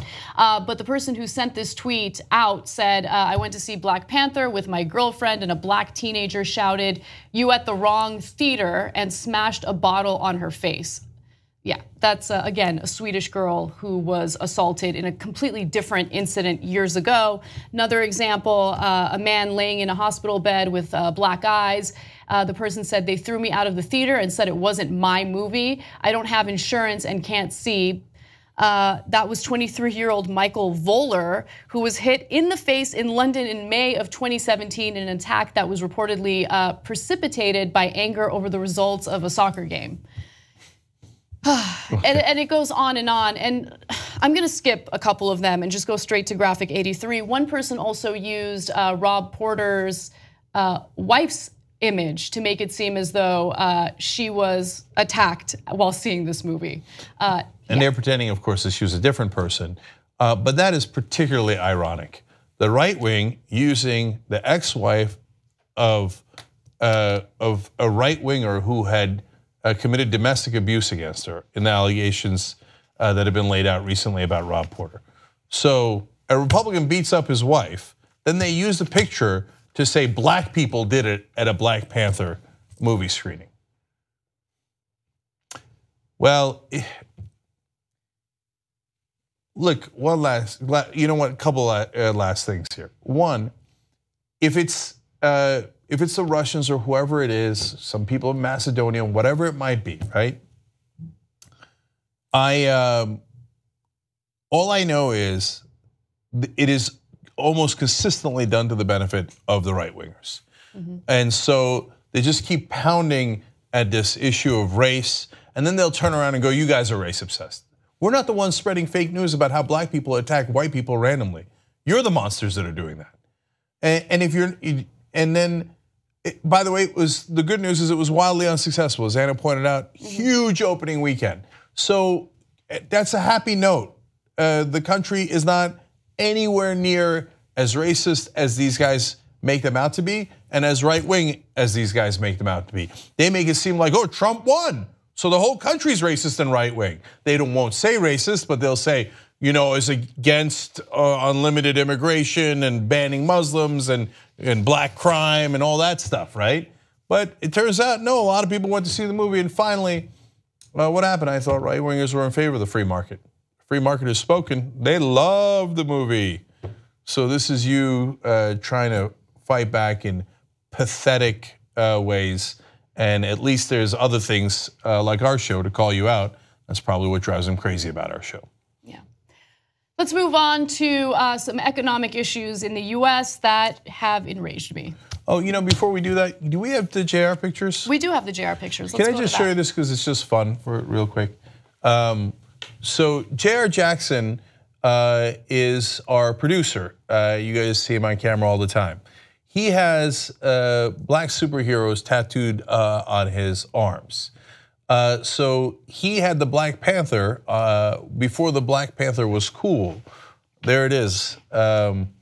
And he's also got Luke Cage on his arms as well. These are all before the shows came out, the movies came out, and he had done this. Upon realizing that he was into Black Panther prior to this movie even coming out, he decided to buy a loft in Brooklyn. He is now also drinking organic, trade-free coffee, or free trade coffee, whatever. Because he's a hipster who was onto trends before the trends even existed. But anyway, I love to say "told you." This is not really a "told you," but apparently JR ahead of the times. So movie producers, look at the rest of the tattoos. You'll have your next movie. All right, moving on. Price gouging in the pharmaceutical industry is not necessarily new news. However, there was a story that kind of went under the radar that I wanted to bring to your attention. Back in December, the Wall Street Journal reported about price gouging in regard to a specific cancer drug that's used for a variety of individuals who have different types of cancer, like brain tumors, lung cancer, Hodgkin's lymphoma. It's been around for about 40 years, but over recent years, the price has gone up considerably. To give you an example, it was previously sold for around $50 a capsule. The same dose now costs a whopping $768. Jesus Christ, man. So back in 2013, the pharmaceutical company that created this drug and sold this drug had actually sold it to a new startup called NextSource Biotechnology, Biotechnology. Now, after NextSource purchased it, that's when the price gouging really started. NextSource has increased the price 9 times in less than 5 years. Prices of other doses of the drug, which the company has renamed as Gleostein, has also been increased considerably, okay? So again, the drug gets sold to a new pharmaceutical company, a startup, and they're like, you know what? Even though the patent on this drug has expired, no one has created the generic version, so we can go ahead and charge whatever we want. Over $760 for 1 dose of this drug. So this is what crony capitalism looks like. Why? So drug companies do get patents that last for a certain amount of time. It used to be 5 years. Now over time they've increased that. Sometimes now it's 7 years, and for some drugs it's even all the way up to 12 years. And that is the government saying you are not allowed to compete with these people. Now sometimes those patents last so long that it's not economically viable to create a generic drug. Now that's oversimplifying it. And I'm not positive as to why there wasn't a generic drug in this particular case. Okay, but the other way that you have crony capitalism affecting the drug companies is in other developed countries, they have single payer. So what does the government do? It negotiates on your behalf. So if you say, all right, I know that I make a really good profit at $50, but I'd like to charge you $750 instead, the government goes, no, I'm not gonna waste the taxpayer money paying you $750. I'm gonna negotiate, okay? In our system, this is unreal. If you don't live inside America, it's gotta be confounding to you. The government is not allowed to negotiate drug prices, even though they have enormous leverage because they buy so many drugs for Medicare and Medicaid.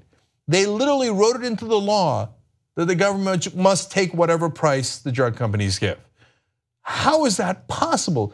How could you, I mean, if it was a business and you told the business, you must pay whatever the person is charging you down the supply line, you'd be like, that's outrageous. No, I should be able to negotiate. Right. No, but they took that power away. Why? The drug companies are the #1 donors to politicians. And since they give so much money to the politicians let them rob us blind. One last thing that's super relevant to this is if you have single payer, everybody's covered. They don't let the sick die. That's kind of the point of insurance. But in our insane system here in America, we let people die. We let them die in the streets. That's right. So there are tens of millions of people who are uninsured. Now there will be more uninsured because the latest tax plan cut even more from healthcare. The Republicans now are saying they're going to cut even more from Medicaid and Medicare to make up for their tax cuts for the rich. And then on top, these guys go, well, you got cancer. You got to take this drug, otherwise you're going to die. So I can charge you whatever you like, and your government is not here to protect you. Nobody's looking out for the citizens. This is a government by the corporations, for the corporations, of the corporations. Right, and now some might say, okay, well, even if you have the government negotiating, if there is no generic version, if there are no other competitors, then wouldn't this company still be able to charge whatever it pleases? Well, that could be the case, but remember, if the government is involved and the government sees this form of price gouging, there might be regulatory retaliation. There might be some oversight. They might look at what the actual costs are. Why is it that they're charging so much per capsule? And that could change things, right? So by the way, the chief executive of NextSource was asked about why the price has gone up so much. And here's what he had to say. He said that the price is based on development costs. Remember, this drug was already developed. It's been around for 40 years, okay? Development costs, regulatory fees, and the benefit the drug provides to patients. Okay, let's stop for a second. Yeah. Wait. So right there, he is confessing this drug will literally save cancer patients' lives. And so I know I can charge whatever I want for it, and they have no choice but to buy it if they want to live. And remember, the question was about why does it cost so much? It's not that it costs that much to produce it. He's saying it costs that much because you'll die without it. Ha ha. You might as well have added that to the end of the quote. And Anna's right about the development costs. Look, development costs are a real thing, and that's why these drugs get patents, and they have patents in a lot of parts of the world. So we understand that concept. Whether the patent has to be 12 years in some cases is a completely different issue. And in this case, you developed and made up your costs decades ago. So I understand it as a concept. For this particular drug, you can't say, oh, I still haven't made up my development costs. Golly gee, I haven't even made a profit yet. That is preposterous. You know that's not true. You were making a profit when it was $50, let alone when it's $750. I mean, it's amazing because Republicans will, talk about death panels when it comes to providing health insurance for Americans, as if it's, not some sort of privilege, but more of a right. But death panels already exist. The death panels are actually run by the CEOs of these pharmaceutical companies who get to decide how much they charge you for these drugs. They get to, price them at exorbitant amounts. And if you don't have the money to pay for it, well, too bad, you get to die. That's what you get in the United States of America. The richest country, the most productive country, that's what you get. It's pathetic. And it's amazing that there are this story, by the way, again, I want to reiterate this.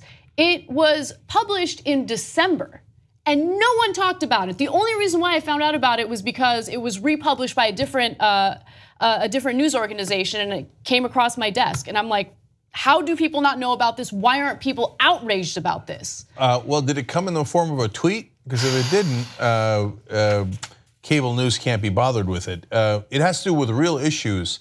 And by the way, putting the kidding aside about cable news, who are the top advertisers on cable news?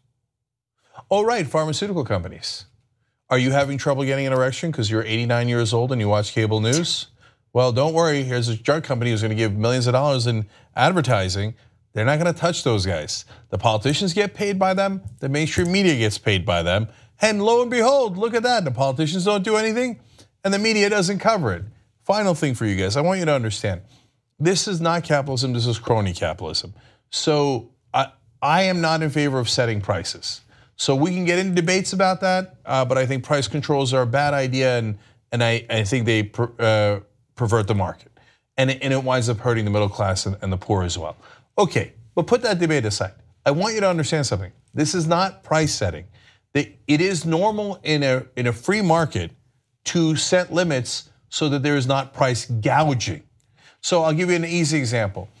A natural disaster happens, they run out of water and food.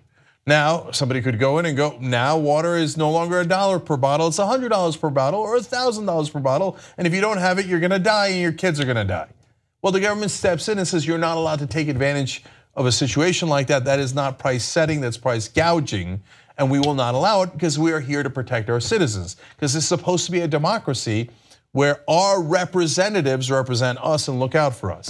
Unfortunately, we've lost that in this country because we've allowed unlimited legalized bribery. And so our politicians are bought and they're gonna let them do this to us over and over again.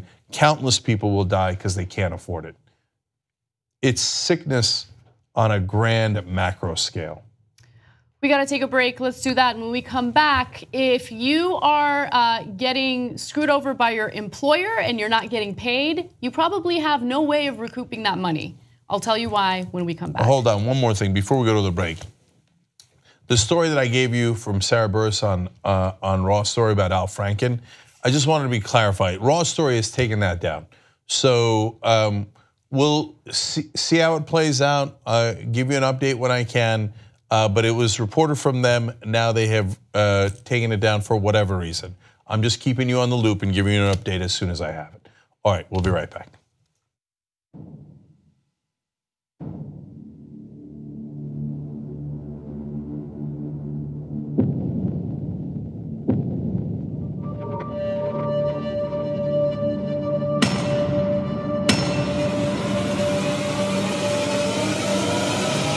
Not been easy for me. I started off in Brooklyn. My father gave me a small loan of $1 million. All my life, I was told no.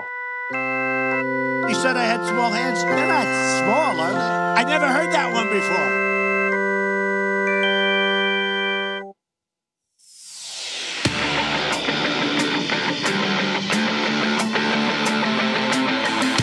They'd rather lose to Republicans than have a progressive win with them. That's how dumb the corporate Democrats are.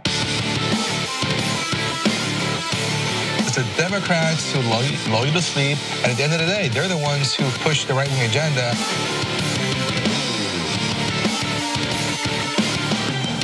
This is why you lost to Trump, you fucking moron. What the fuck is wrong with you? Whoever wrote that, I'm sure they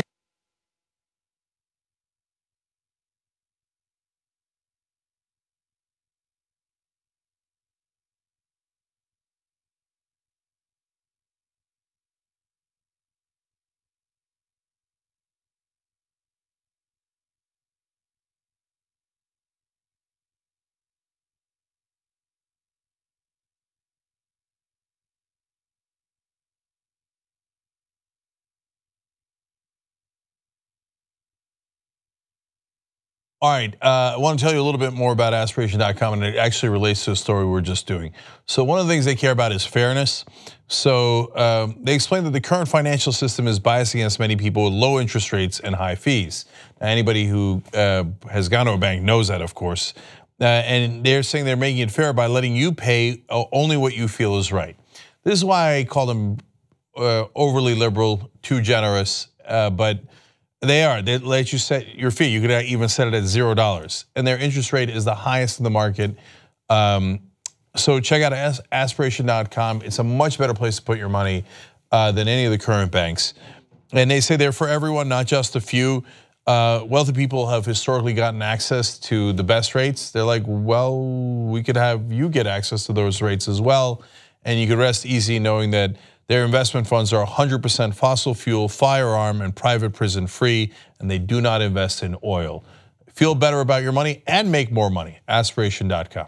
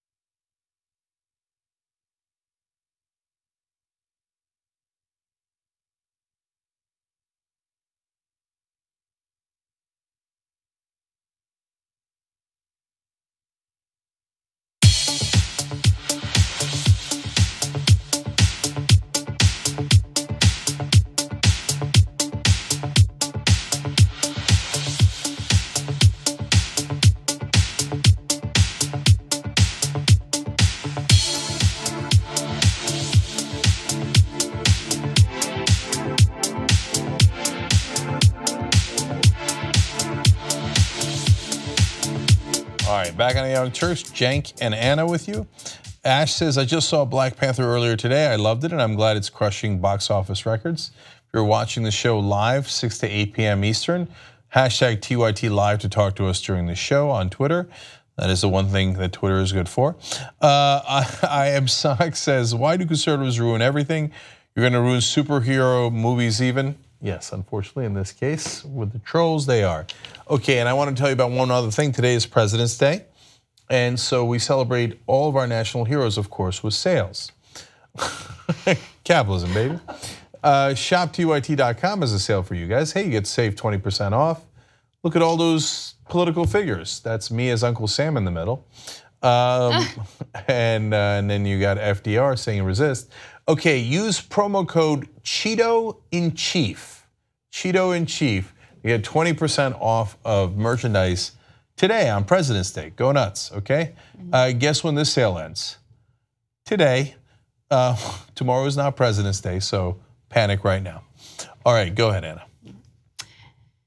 If employers are refusing to pay their employees the wage that they have earned, they're supposed to have some sort of process to go through in order to recoup their back wages, some sort of legal way of doing it, some sort of government entity who has his or her back. But a 9-month investigation by Politico found that there are several states in the US and the federal government that have failed to help employees recoup the money that they have earned and deserve. So what this investigation found was that 6 states have no investigators to handle minimum wage violations, while 26 additional states have fewer than 10 investigators. Now, keep in mind that there is the federal government, okay, the Department of Labor, that can get involved and help you if you've been screwed over by your employer. However, the first line of defense is the state. There's supposed to be a governmental organization in every state that helps investigate these matters, and if you have been wrong, they're supposed to help you get that money back. back. Now, oftentimes that is not the way things work out. An estimated $15 billion in desperately needed income for workers with lowest wages goes instead into the pockets of shady bosses.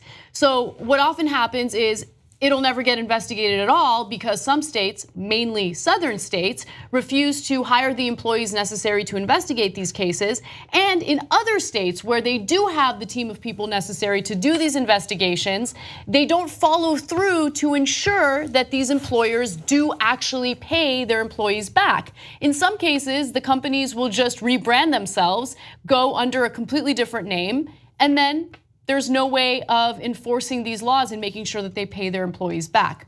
Fully, 41% of the wages that employers are ordered to pay back to their workers aren't recovered, according to a Politico survey of 15 states. By the way, all states that have no minimum wage investigators are in the South, and in a seventh, Florida, former Governor Jeb Bush eliminated the State Department of Labor over a period of years in the early 2000s. Can I just explain to people why? Why would you use state money to investigate your own donors? Corporations fund the Republican Party. The Republican Party is dominant in those southern states. They're like, you didn't give me, you working at minimum wage, did you send your lobbyists to me to give me gifts? Did you give me campaign donations? Did you give me dark money? No, your employer did. So of course I represent them and not you. I'm gonna let them rob you blind. Look, on a national scale, the Republicans invented a scandal about the IRS. Now, at the end of the day, when they did the investigation, they found out the IRS actually investigated liberal groups slightly more than conservative groups. But by that time, they'd gotten all this press attention, and no one even remembers that the final conclusion was that they were actually targeted liberals more than conservatives. If you mention the so-called IRS scandal now, everybody would be like, oh yeah, the IRS targeting conservatives. So why did they do that? Why did the Republicans invent that fake scandal? Because their donors are the ones that don't pay their taxes the most. So they don't want them investigated. So they want to neuter the IRS. They want to make sure they have as little money as possible so that their donors can cheat on their taxes. In this case, they're allowing the corporations to cheat in not paying you. Well, if you have a system based on private financing of elections, of course they're going to work for private interests. What did you expect? So look, that's definitely part of the story, but it's actually a lot worse than that. Because some of these companies are not massive corporations with big names that we all know of. In fact, those corporations, the ones that typically are the big donors for the Republican Party, have a lot more to lose if they are screwing over their employees, right? That's when the federal government might get involved, and they typically are not the corporations who do this type of shady dealing with their employees. It's usually the small bean companies that get away with it because they can easily rebrand themselves, dissolve their company or corporation, and then create a new one under a different name, and then it becomes impossible to enforce, whatever ruling has been made in these wage cases. But Anna, it's also a mindset, right? So it's impossible to enforce if you don't want to enforce. No, that's where I was getting to, Cenk. That's where I was getting to. My point is, it's even worse than what you thought because the Republican lawmakers in these states don't care. They don't care. They don't care about your minimum wage. They don't care that you've been screwed over by your employers. They don't want to use the resources necessary to hire the investigators and do the investigations to get you the money that you earned. It's worse. It's worse than the corporations paying off the politicians. It's basically politicians saying, no, I'm not going to use taxpayer money to help actual taxpayers get their money back. Because look, what we're saying winds up at the same result, which is they've been trained over all these years to only care about the donors. So they've forgotten that they're supposed to represent you. They're literally called your representatives. And they couldn't care less about you. And when Republicans look, and again, corporate Democrats do this too. They don't do it at the scale of the Republicans. They don't do it nearly as successfully as the Republicans. But when they take money, they also serve their masters, okay? But when the Republicans, who are now become so corrupted, turn around and pretend they're for the average guy. We know the facts. We do the news every day. We deliver the news to you every day. This is a giant investigation by Politico, looking at all these different things. They didn't make it up. They immaculately look to see who is actually getting paid their wages. And the people on the other end, they're not bums. What do the Republicans love to say about the average guy? Bums. They won't work. We just throw bootstraps at them. Why don't they just pick themselves up, right? These are people who are working by definition, working their asses off. And they get minimum wage, and then their employer screws them, and the government says, me help you. No, I'm not here to help you. I'm here to help my donors. They've completely forgotten that they're supposed to serve you. These are employees who work in the restaurant industry, they work in landscaping, they work for cleaning companies. These are the people in the country, these are the working poor who are already getting screwed by a system that's rigged against them. And then you have several states in the US that don't even want to hire the investigators necessary to protect them. I mean, we see what's happening with the Consumer Protection Financial Bureau, right? The federal government doesn't care for that. They don't want anyone to protect the actual consumers. Why would they? And on a state level, it gets even worse. So let's take a look at the states. 2 states, Kansas and Iowa, put a monetary ceiling on wage theft cases they'll pursue. As a matter of policy, these states decline to pursue enforcement actions if the amount involved is too high. In Kansas, the ceiling is $10,000. In Iowa, $5,000. Why? Why would you put a ceiling there? So if someone got screwed over by their employer to the tune of $25,000, you're just not going to investigate that case by policy? So you got screwed over worse, so we're going to make sure we definitely don't help you. Okay, Georgia, Louisiana, Alabama, South Carolina, Tennessee, and Mississippi all have labor agencies, but workers can't file minimum wage or overtime claims with them, meaning that they will not investigate issues involving wage theft. Because they represent the robbers. Look, we're for, you know what regulators are in this case? They're the cops. They're making sure that they literally, the other guys don't steal from you. It's stealing from you just as much as if picking your pocket. If they don't pay you $1,000 that you earned in minimum wage or overtime, it's like they came to your house and took $1,000 out of your drawer. But there are no cops to help you because the Republicans fired all the cops. Because they represent the robbers. And I say Republicans because these are all Republican-run states. If you think they're for the average guy, you ought to have your head examined. Finally, if you go to state lawmakers and they don't help you out with this, of course you can go to the federal government and hopefully they can help out. Now that is a long and difficult process. There's no guarantee that the federal government will even look into your case. But if they do look into your case, and best case scenario, they rule in your favor, they can only recoup what the federal minimum wage is. So if you are in a state where the minimum wage is higher than the federal minimum wage of $7.25, you're still going to lose a ton of money because they can only get you back $7.25 per hour that you worked.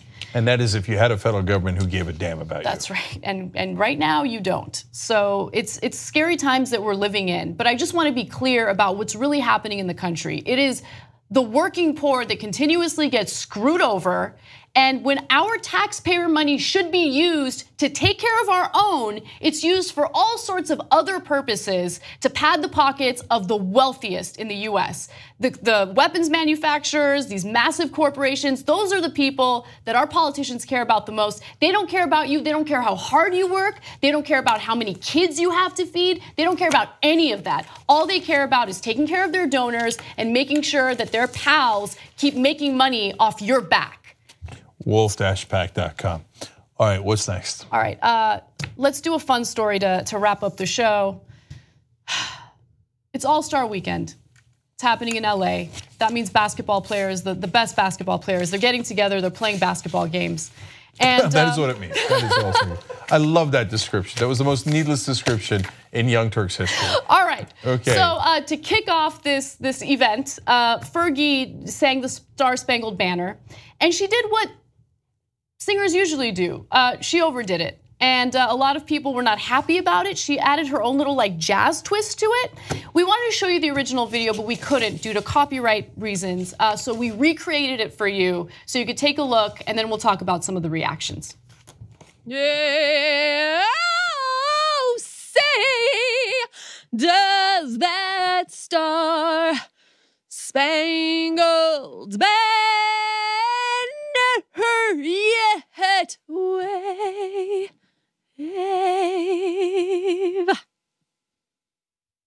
Or the land of the free.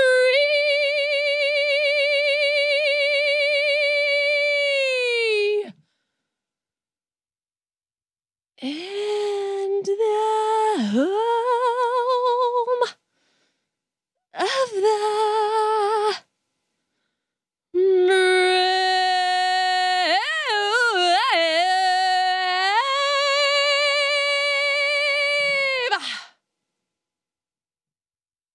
Let's play some basketball. Okay. Whenever we do those recreations, first of all, they're for the win. Second of all, you have to understand we literally recreate it word for word. Yeah. And expression by expression in this case. Yeah, So so- if you missed it, that's what happened, but with presumably slightly better singing. So the men that you saw in that video represented basketball players and genuine expressions that they had during Fergie's performance. I was trying to figure out which one was Draymond Green. I think it was Ali. Not Ali, Amir. Damn, all those Persians, they just look the same, don't they? Caught. Okay. I have a tweet from Erin Ryan that I loved. She writes, it's been hours since Fergie sang the national anthem at the NBA All-Star game, and the president has still refused to acknowledge and respond as the leader we need as a nation and in this time of strife. That is pretty funny. Odd Outlaw had my favorite tweet. Fergie didn't sing the national anthem that America needed. She sang the anthem that America deserved. So good. So look, that's the thing. We get it. It's not like she screwed it up. She was trying to be artistic, and no, but don't try to be artistic. Just sing it. Just sing it, and let's be done with it. By the way, Fergie is not the first offender to do this. Like the Star Spangled Banner, just sing it the way that it's supposed to be sung. We know you're talented. Don't overdo it. Let's move on with our lives. Yeah, this is not time for a jam band. Okay, check out the last episode of Old School. You know what I'm talking about. tytnetwork.com/join to become a member and get wonderful shows like Old School. But anyway, Fergie, bring it down. Let's sing the song and play basketball. Okay. All right, guys, we're out of time. Special 1 hour episode of Rebel Headquarters next. Bye-bye.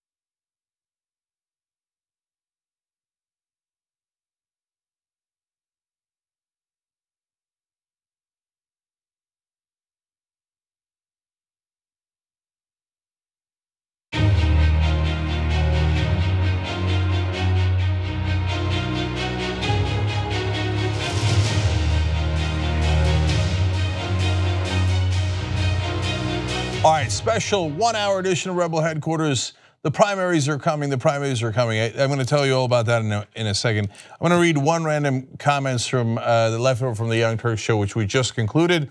On YouTube Super Chat, Onion Man 77 said, "For the recreations, love those." So thank you. We appreciate that. They put some hard work into recreating those moments for you guys, and I happen to agree with you that it works out fantastic.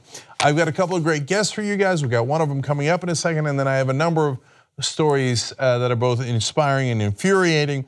But before any of that, the announcements. All right, well, here's the major announcement. We're in election season. It starts tomorrow. So the voting starts tomorrow. I know it sounds really early. We're in February and the voting's for 2008. Yes, the general election is in the beginning of November. But Texas primary open for early voting on Tuesday, February 20th. That is literally tomorrow, as I said. And it goes all the way through Friday of March 2nd. But the last day to apply for ballot by mail is the 23rd, February 23rd, and it's got to be received, not postmarked by then, so be careful with that. Texas primary election overall is Tuesday, March 6th. That is right around the corner. By the way, if you don't know how to register or get a write-in ballot or any of that, go to tytnetwork.com/register. It redirects you to a government site that has all of the different states, okay? And you click on your home state and they'll give you all the instructions that you need. Now, on the 20th, Texas starts voting, but their actual election day is on March 6th if you want to go in person and vote at the booth. But Arizona has an election that's even earlier than that. U.S. Congressional District number 8 has an election next Tuesday on 27th. So that's a primary, February 27th. And Justice Democrat Brianna Westbrook, who's been on the program, is running there against 2 other Democrats. So again, if you want to know how to vote in Arizona, go to tytnetwork.com/register, and we'll have that link down below too if you're watching this later, whether it's the description box on YouTube or comment section on Facebook. And if you believe in the uncorrupted progressive Democrats like Brianna Westbrook, make sure you go out there and vote for her. Okay, now let me move forward to our next guest. Joining me now is Peter Jacob. He is running in the 7th District in New Jersey. That is unfortunately represented by a Republican, Leonard Lance, trying to make sure that is not the case going forward. Of course, he's got a primary before that, but Peter, welcome to Rebel Headquarters. Glad to be here. Thank you for having me. No problem. So, first of all, let's talk about your policy positions. We'll get to Leonard Lance in a second. How does the audience know you're the most progressive guy in the race? We stand for the issues that reflects the needs and the values of Americans. We know that your income determines how you live. It shouldn't determine if you live. And that is why we need a $15 minimum wage. We know that healthcare is a human right. And we can't just stop there by just saying that. That's just a platitude. What we need is a Medicare for all single payer system. In order to see any of that or address climate change or to address the fact that the gun manufacturers have bought out our Congress, we need to get to the crux of it all. And that is the role of money in politics. We need to not only overturn Citizens United, but we need to stop political bribery, period. All right, that seems clear. So let's talk about money in politics for a second. I see here that you work with Represent Us and Move to Amend. Those are solid groups looking to get money out of politics, so that's really wonderful to see. What's your proposed solution for getting money out? Yeah. So yes, we need a constitutional amendment, but that's going to take time. What we could do in the immediate present at this moment is pass what Represent Us has put forward, and that is the American Anti-Corruption Act. That essentially stops political bribery, holds lobbyists accountable. We need to make sure we end secret money. There's all these shadow organizations, dark money groups like Americans for Prosperity, quote unquote, that the Koch brothers have funneled money through to politicians. We need to make that transparent. And ultimately, we need to restore the voters' choice. And what we do is basically end gerrymandering, have open primaries, have automatic voter registration. These are basic, simple things that we can do. And the fact of the matter is, we already have 5 municipalities who passed the American Anti-Corruption Act as a resolution right here in the state of New Jersey. Several counties and municipalities, even South Dakota, passed it as a bill that the Koch brothers have fought to repeal. But it is possible. It is something that we need to do. And I promise to continue that fight and be the first one, if nobody else beats me to it, to propose it on the House floor when we get elected. Okay, now a lot of times Democrats have given up on in this district. It's the 8th wealthiest district in America. But you ran last time and got 43.1% of the vote, which is very impressive. My guess is you did not have a lot of corporate PACs backing you in that run. And that, I don't know how much money you raised, but I can't imagine that it was a ton of money. But that's an impressive vote count.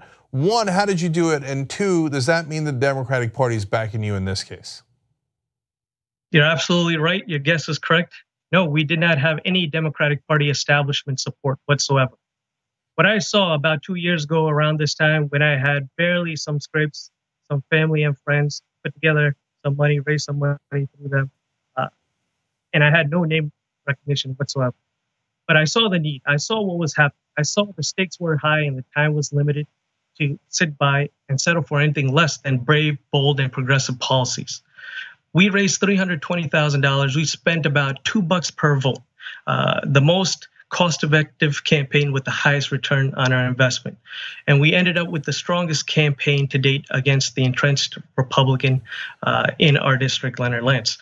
So what we did is we went out and did the work. We got intrinsically motivated people from around the country, over 1,500 people across 14 states got involved in our campaign. And what really drove it was the issues.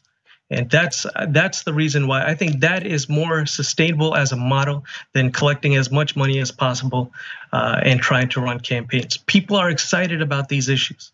That's what we need to be going about throughout our nation, throughout our districts, and talking about Medicare for all, living wage, 100% renewable energy, and making investments by creating good paying jobs. But Peter, the conventional wisdom is that in a district that is held by a Republican representative now and has for a while, that the way to go is to be a more moderate Democrat to appeal to the Republicans in the district. And I interviewed a more moderate Democrat in this particular race as well. So what do you think is wrong with that argument, if anything? The tides have turned. Let me show you one example right here. This is what our opponents sent out. As you can see, Bernie Sanders, liberal, fiscal conservative, few days before election. And that went out to tons of people throughout our district. And yet we ended up getting the percentage we got. We did better than DCCC supported candidates in the past. People are responding to this message. I met those Trump voters, those Tea Party supporters, and Democrats who consider themselves centrists. Guess what? They like Medicare. They don't like the fact that Paul Ryan wants to privatize Social Security, Medicare. They know they're paying taxes into a system that is rigged against them. They know that money has corrupted politics, and they're tired of the fact that there is nobody to represent them and bring back investment right here at home. We are the 8th wealthiest district. We are home to big pharma. We are home to big telecom. We have some of the leading solar panel integrators in the state of New Jersey and in the entire country, in fact.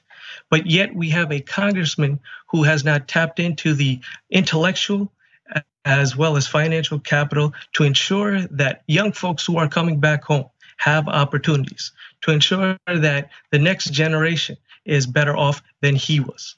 Yep. So I now know why you did so well in the last election. They accidentally sent out ads for you by calling you a Bernie Sanders liberal. So let's hope they make that mistake again this time. So speaking of this time, one more question about the Democrats. Given how close you came last time and how you proved to be a viable candidate, are they fully supporting you this time around? This time, once more, we do not have support from the Democratic Party establishment. They have supported a banker, the county chairs in New Jersey. You cannot understate the importance of the county parties. And in the largest county, the chair already went forward and supported this banker.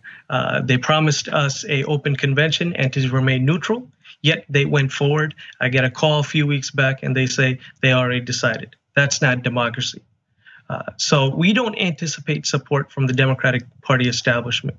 What we do anticipate and what we do have, having run already once and having this base of supporters and having the name recognition, is that everyday people who are fed up with politics as usual are engaged in our campaign to flip this district. So it's the people that we go to who are seeing life every single day, trying to put food on the table and still not making ends meet, trying to pay for their kids' college, watching grandma cut her pills in half because she can't afford her medications. Those are the people who want to see this district flipped. And those are the people who are supporting our campaign. So I want to put up links to help Peter. You've got small dollar donations got to make up for the corporate. He's a Just Democrat, so he's not taking any corporate PAC money. In order to beat those giant corporations, you got to help out. And if you're anywhere near that district, obviously volunteer, and the website's there as well. The links are all in the description box, so you could easily click on them if you're watching on YouTube after the show airs, and then on Facebook, it'll be in the comment section. So, Peter, it is amazing. You know, progressives will run. They'll do well. This happens all across the country. Another Just Democrat, Colonel Applegate is one example, but there's dozens of examples. They'll do really well, and then Democrats will come in and go, okay, great, you've proven that this race is winnable and that you're a viable candidate. So now step aside and let a rich person run. Okay. And the reason they do that, because their metric is not actually being able to win. It's the money. And it's not even money as a decider or a predictor of who can win. It's money to spend money, because a lot of these decisions are being made by Democratic consultants and the money goes to consultants. So Peter, what you said earlier, you said in a note of pride that you had spent the money the most efficiently of almost anyone in the country. But the Democratic Party looks at that and goes, what a shame. Because what they want to see is you raise a lot of money, give it to their consultant friends. In fact, we know Young Turks uncovered a memo that showed that you are directed to spend 75% of your money on pre-selected consultants that the Democratic Party has selected for you. And if you're not wasting your money on them, they're not going to help you. Absolutely. It's what I like to call the campaign industrial complex. And we've seen it in election cycle after election cycle, and guess what? We keep losing because of it. They say that they're going to back you, all the establishment folks. They want that DCCC money or whatever progressive group to come in. Then these folks who know nothing about the district, who many of them, some of them do care, but many of them don't. For them, it's just another gig. They come in, they cash out, and then they move on to the next race. The difference with our campaign is, again, like last year, we had a fisherman from Massachusetts who worked on the Bernie campaign. We had another guy who was our data guy who worked on the Bernie campaign. These were intrinsically motivated people. We built the Democratic Party, engaging people and bringing them into the fold by just doing something simple, telling the truth and being bold and brave with the issues that mattered most. That's a more sustainable approach. If we want to win, we have to talk about the issues that would lead us to that victory. And there is a fundamental reason why Bernie Sanders is the most popular politician in this country. It's not because being a 70-some-year-old, bald, glasses-wearing Jewish guy is a sexy thing. No, he is popular because he is honest. The Democratic Party has an issue with trust, and we need to regain the trust of the people by saying no corporate PAC money in our campaigns, that we want healthcare as a human right by a Medicare for all single-payer system. We are going to create good paying jobs, not just jobs. Politicians always come by. Look, I'm a social worker. I've seen a ton of them come to my social service agencies and say, you want a job? I'm going to get you a job. You know what my clients say? Guess what? I got 3 of them. Great. We need good paying jobs in this country. We need to restore the vision of Franklin Roosevelt and MLK and A. Philip Randolph. We need to invest in the people of our communities, not just give out handouts to the ultra wealthy corporations that have bought out every single politician in our country for the most part. All right, Peter Jacob, everybody, in New Jersey's 7th District. And look, we ran out of time to talk about Leonard Lance, the Republican incumbent there. Let me just tell the audience, he pretends to be a moderate. He voted with Trump 96% of the time. And he's against net neutrality. He flipped from being pro-choice to being anti-choice. There's no reason why, and there shouldn't be a single Republican congressman from the state of New Jersey. That is a black mark on the blue state of New Jersey. So luckily, Peter Jacob's gonna help fix that. Thank you for joining us at Rebel Headquarters. Thank you for having me. All right. Okay, we got to take a quick break here. When we come back, the story of a young man who went into the Democratic Party, saw the corruption, and came out a rabbi. We'll explain.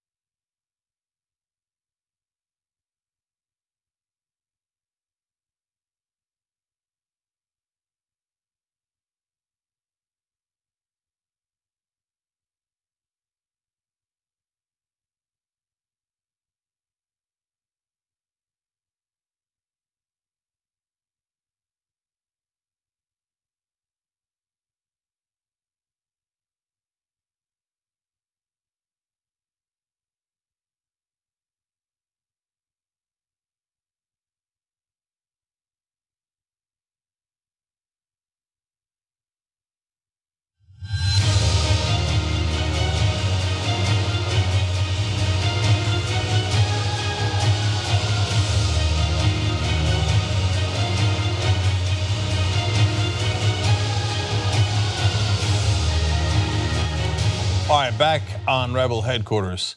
Now joining us, we've got two great guests for you guys, Michael Pollack and Adam Eichen. Michael Pollack is a rabbi who has organized a march on Harrisburg. He's going to tell us all about that in a second. And Adam is a quick repeat customer. We had him on the show, I think, last week. He's back again this week. He's the Small Planet Institute's Democracy Fellow, but he's also helping on this march on Harrisburg. So, Michael, Adam, welcome to the show, guys. Thanks so much for having us. Thank you for having us. Okay, so Michael, I'm going to start with you because you have what I consider to be an awesome story. So you go to help the Democrats as an intern. Where did you go specifically, and then what happened next?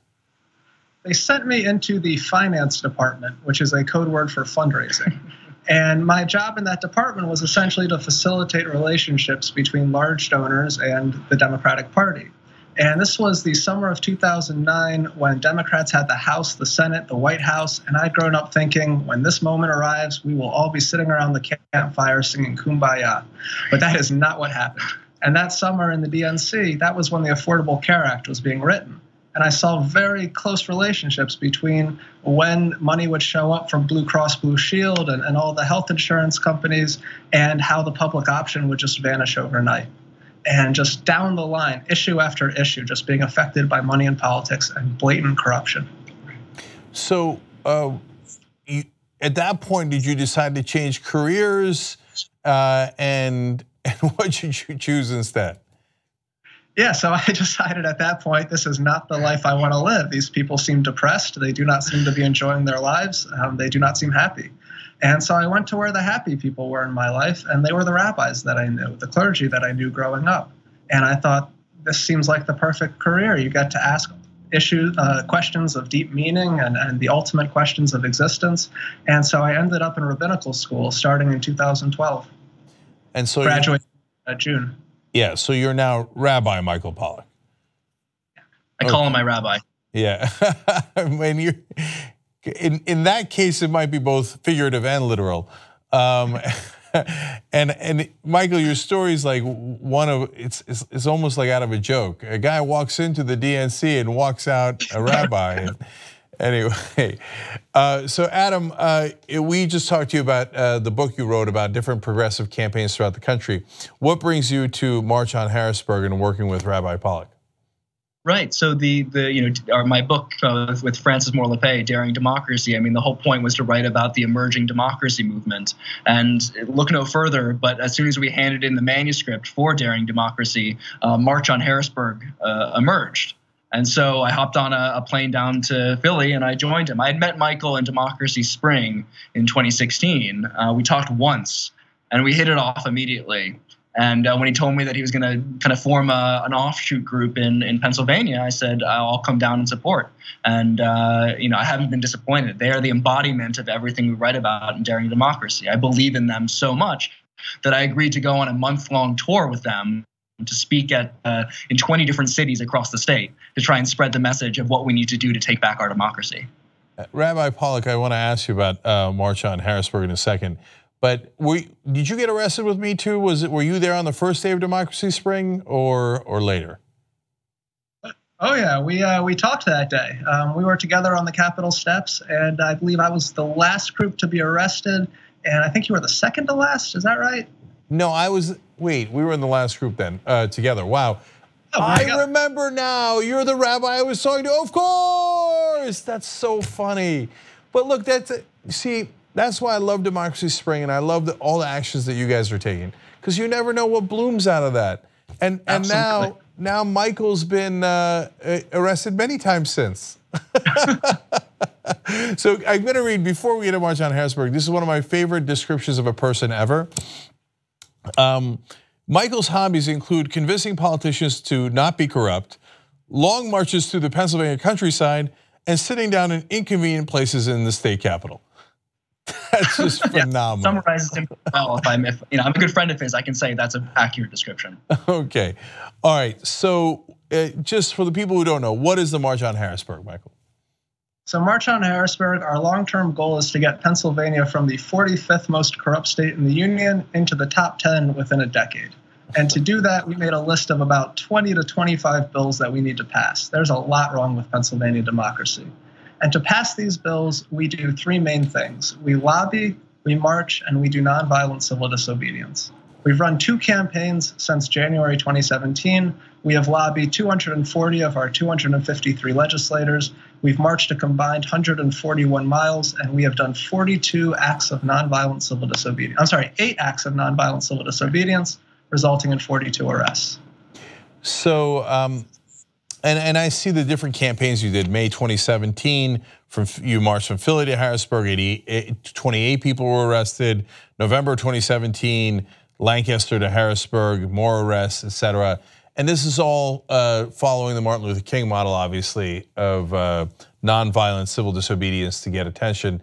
And this is a civil right that affects all of us because they've basically taken our democracy away from us. So what's the next march, if there is one? We're actually not marching anytime soon, but I do want to say that we're not trying to get attention through our nonviolent actions. We're trying to get a human response. We believe very strongly in our nonviolence being really right in the face of power, not outside on the steps, but as close as we possibly can, so that we can get that face-to-face encounter and hopefully get a human response from it. The natural human response to seeing a human face is to respond with service and empathy and compassion. And so we really try to force that encounter.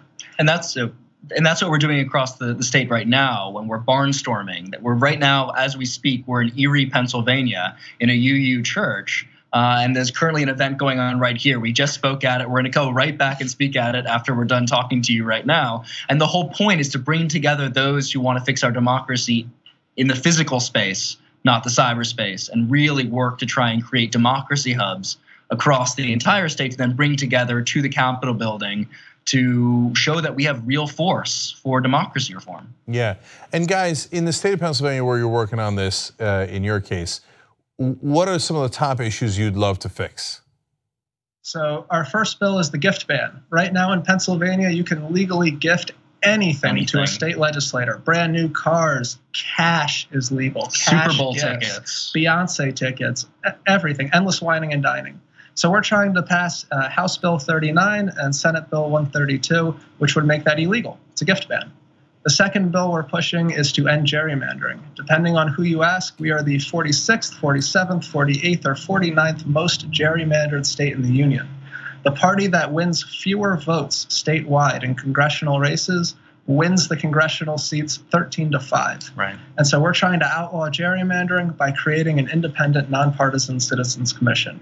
Next up on the list is automatic voter registration, and then we're going to move into private campaign finance reform, publicly funded elections, and just down the line through all of the democracy issues. Yeah, and I want the audience to understand something that's really important.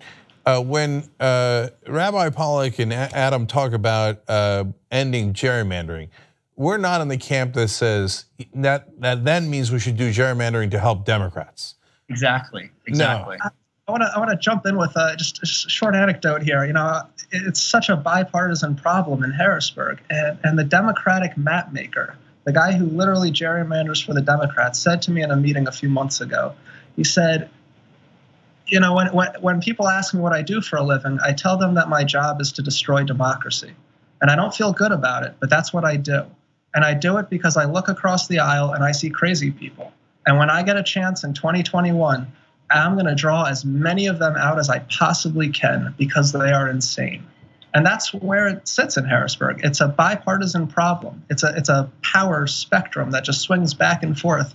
And we, the people, are the ones who lose every time. And the only way to fix it is to just take that power right out of the hands of the legislature and put it into the hands of an independent commission, like in California, for example. Yeah, it's not right when Republicans gerrymander in Pennsylvania or Michigan. It's also not right when the Democrats do it in Maryland. We should have representative democracy. And same goes for automatic voter registration. It is not to register only Democrats. It does not exclude Republicans. It is to register everyone in the state. And if the Republicans believe that they have the better ideas and can convince voters, they should be thrilled about that. Absolutely. The most participation as possible. Yep. Here in Pennsylvania, the efforts to restrict our vote are pretty transparent. Our now speaker, Mike Turzai, back in 2012, he pushed through a voter ID law that the courts later struck down. And he said on camera after that happened, before they struck it down, he said, voter ID to help Governor Romney win the state of Pennsylvania, done. Yeah, so they're pretty blatant about it. But whether it's a constitutional amendment to get money out of politics or voter registration or gerrymandering, all we want, it's not a hard ask, is we want our democracy back. We're not looking to tilt the playing field in any direction. We just want democracy and let the chips fall where they may. And so I want to give the links here to be able to help Rabbi Pollack and Adam Eichen here get this done. Marchonharrisburg.org. If you're watching live, that's easy, marchonharrisburg.org. And then you got the donation link and the volunteer link, because of course, if this is not people-powered, it won't work. And of course, if you're not watching live, the description box on YouTube has the links you could just click on, and on Facebook, it's in the comment section. And so the last civil rights movement was led by a reverend, so why not a rabbi this time? You're way too kind. All right, guys. Michael Pollack, Adam Eichen, thank you so much for joining us, and thank you for fighting for democracy. Thank you very much. Thanks for having us. All right, guys, we're gonna take a quick break here. When we come back, I mentioned Wolfpack there for a second. Oh, by the way, I should mention one other thing. Represent Us is matching donations to March on Harrisburg. This is really important. If you, for example, it's 4-to-1. It's not 1-to-1. So if you give $20 for March on Harrisburg, they're going to give $80. So your $20 turns into $100. So great work by Represent.us on that, and so that really gives more power to your donations to that group. Let's make democracy a reality in Pennsylvania. All right, now when we come back, a couple of Wolfpack stories for you guys. One that's a lot of fun, and you guys can take part in it. Another one that is frustrating, but I'm going to set the record straight. We'll be right back.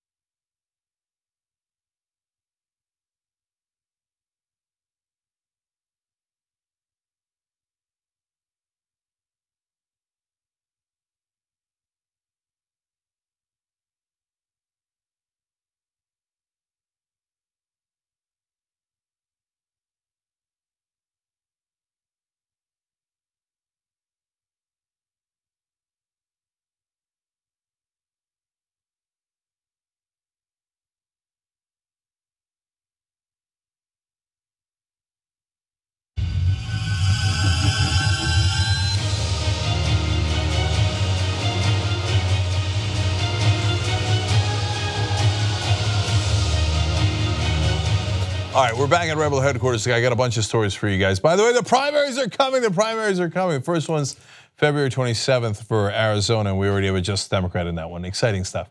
Okay. Let me figure out how I want to start this. We'll do it live. All right.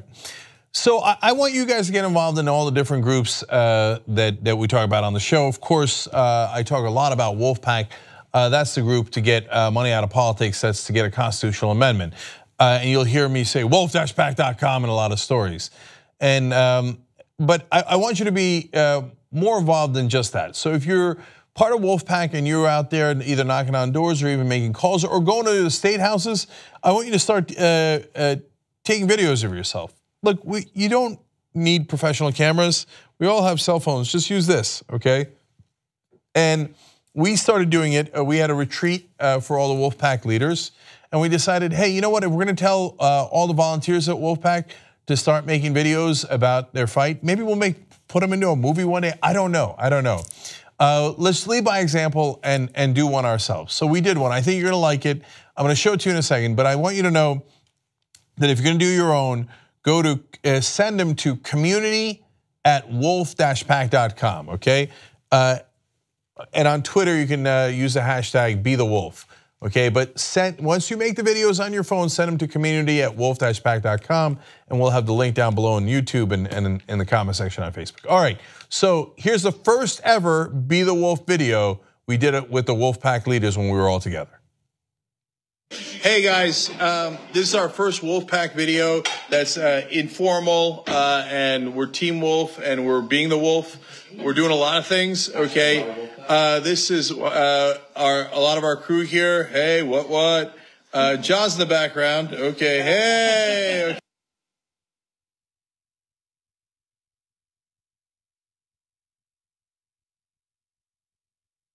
Oh, well. Do we have to go to break, guys, to reset?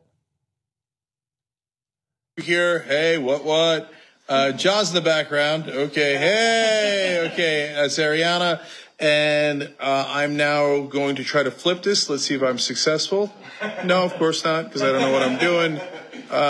No, all right, so I'm gonna walk around, okay? So this is the whole Wolfpack team. This is leadership. So you're even Joan's here, but she's not, because one drone strike will not take us out. You'll never get Joan. She's in a bunker, okay? You'll never get her. That's right. She's our Kiefer Sutherland, okay? She's the survivor, okay? And here's more of the guys and gals, okay? Hey, everybody. All right, real quick, go through nicknames. Aces. Well, that was easy. Josh's aces. John. Closer.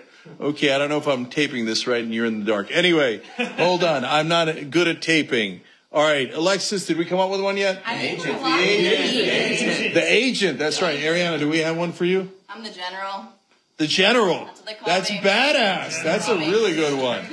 And Richard, you're just Wolfpack? Wolfpack Sample. Wolfpack Sample. Well, I like how you took the whole group. Brian has arguably, though, maybe as cool as anyone. Of course, the best one, the mechanic. The mechanic. Okay. Eric, you got one or no? Silver Fox coming at you. Silver Fox. Okay. Jagger. The Jaggernaut. Jaggernaut. The Jaggernaut's good. Jagger the Dagger. And Mike, I found out. I didn't even know. Mike's our leader. I didn't know you were IPA. There it is. Look at the and look at the title on that. Okay, it's Wolf Pub Session IPA. That's perfect for him, and also used to get intoxicated. All right, and Joan, do we have a nickname for you yet? I'm here. What's that? I'm here. You're here. You know what? Maybe we'll call her Bunker Joan. Because you'll never get her. You'll never get her. All right, well, we're coming up with great ideas. We need you to make some of these from wherever you are, whatever you're doing with Wolfpack. That's right. And one of the reasons we're doing this video is to tell you, if you're fighting for Wolfpack, wherever you are, make a video about it, okay? And let us know. And I'll try to put it on the shows that I do, Young Turks, Rebel Headquarters, etc. And so... they send it to community. Community@wolf-pack.com. Any video. community at, so that's an email, community at wolf-pack.com. So if you're on the road and you're talking to, you're going to the state house, you're talking to legislators, you're rallying people, make a video. Let's feature it. And because what I want is I want people to know who's behind this movement. It's real people. There's no lobbyists. We're all regular dudes. The reason Brian's called a mechanic is because he was a mechanic. Okay, so Richard's a cook at IHOP. We just had him on the show the other day. Josh worked in construction. Okay. One more all the way down there, Grant, Mountain Man. Oh yeah, Grant. Oh, it makes sense that Mountain Man's hiding in the back. Look. Okay, if you've seen the Mountain Man, it's already too late. Come join us, man. We're having fun and we're getting our democracy back. All right, I hope to see you in one of these videos next. So, true to my word, here's a video that I'm featuring on one of our shows. So, but I want to feature you guys. So, there's so many heroic stories that I've heard from Wolfpack and the other organizations that I've been a part of. The one that sticks out for me, and there's so many, but was one of our volunteers in New York had gotten a broken back, and she was in the hospital, and she grabbed the phone at the hospital and kept making calls. I wish we had video of that. So if you guys are out there and you're out there in the snow, the sunshine, the rain, it doesn't matter. You're there by yourself, you're there with friends, make a video, send it into Wolfpack, they'll send it to us, and we'll begin to feature some of these. And even if it's not on the show, it'll be featured on their Facebook page, and you could send it to loved ones as well. So hashtag Be The Wolf, community at wolf-pack.com. And I hope to see you guys in a Wolfpack video soon. And I hope you're better at it than I am and know how to hold the phone so that you don't get the thing. Typical jank. It's not like I've been doing an internet show longer than anyone in the world. Anyways, do better videos than me. All right, so now that was the fun Wolfpack story. Now I've got the depressing Wolfpack story for you. We've got a nice variety here, okay?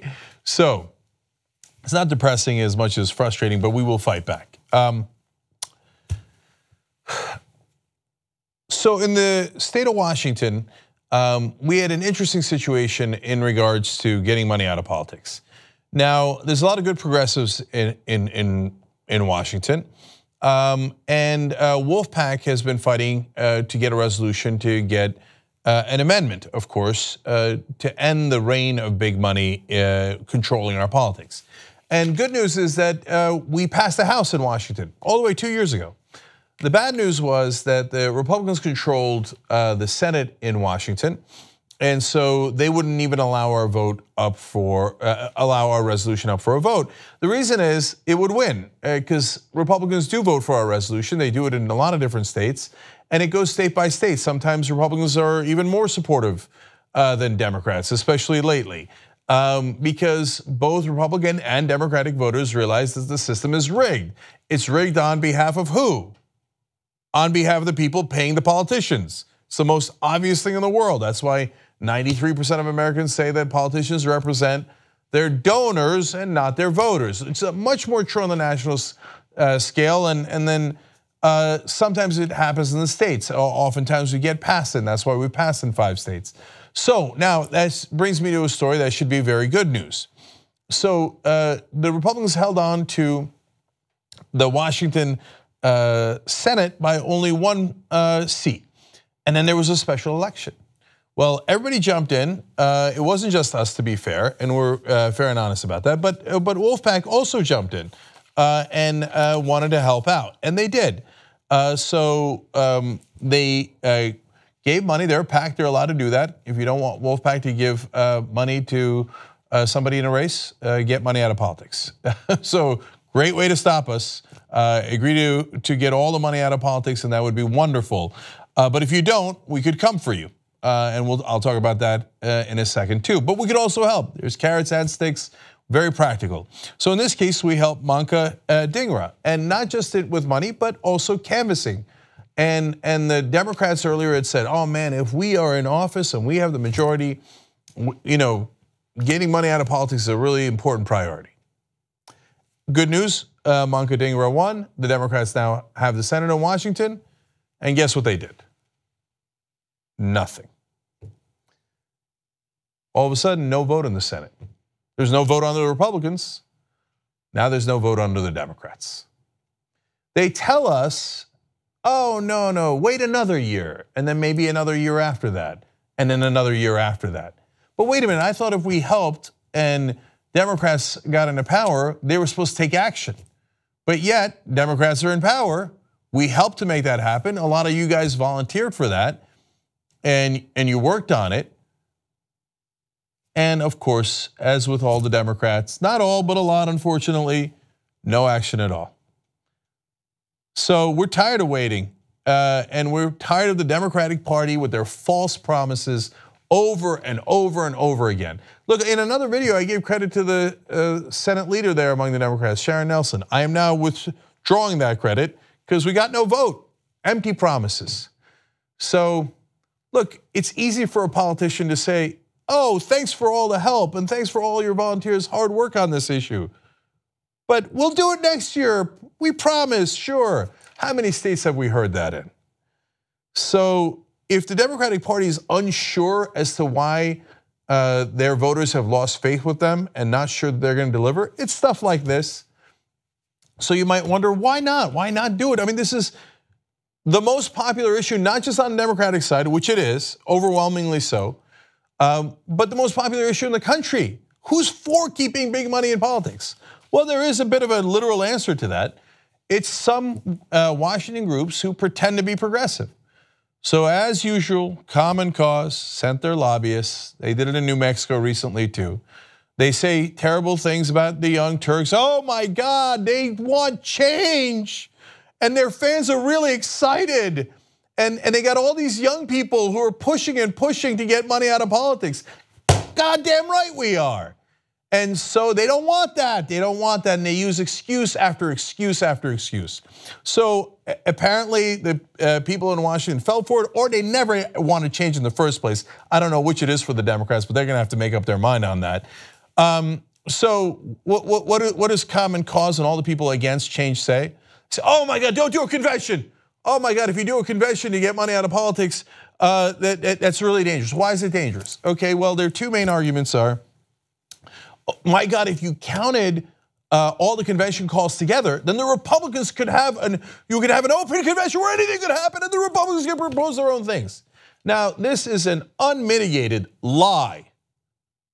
Now, some people believe it, and they don't know that it's a lie. That's okay. Look, I've been ignorant on a lot of issues, and I've learned. So I'm going to tell you what the reality here is. But if you hear anyone telling you this talking point, they're either a paid liar and lobbyists for these groups that are against change, or they just don't know, so you could let them know. Right now, there's 70 calls for a convention that Congress has counted. If it could be an open convention on any issue, they'd count the 70, and here, I'll do math for you. In order to get a convention, you need 2/3 of the states to call for a convention. That's in the Article 5 of the Constitution. Well, okay, 2/3 of the states is 34 states. We have double that number. Now, why 70? There's only 50 states. Because several states have asked for different conventions. Now, if it was an open convention, why would they have to ask for different conventions? If it was an open convention, they'd count 34 out of the 70 and they'd be done with it. Oh my God, what if they use the convention to get money out of politics and they count it with the conservative conventions to launch a conservative convention? Well, they don't need us. Right now, there's 29 calls for a balanced budget amendment, which is conservative. There's 29 calls for a convention of the states, which is conservative. They can just count those two together, that's 41. They don't need us at all. So anyone who tells you that getting money out of politics convention is somehow going to help conservatives in their secret plan to do an open convention is either ignorant or they're lying on purpose. It's not true. There's no one that can make the counter argument. Because those things they're sitting in Congress right now. They could act on it tomorrow. It's just not true. Okay, I have almost every expert in the field on our side. There's people that are fear-mongering, pretending to be experts. Oh, I'm a professor somewhere.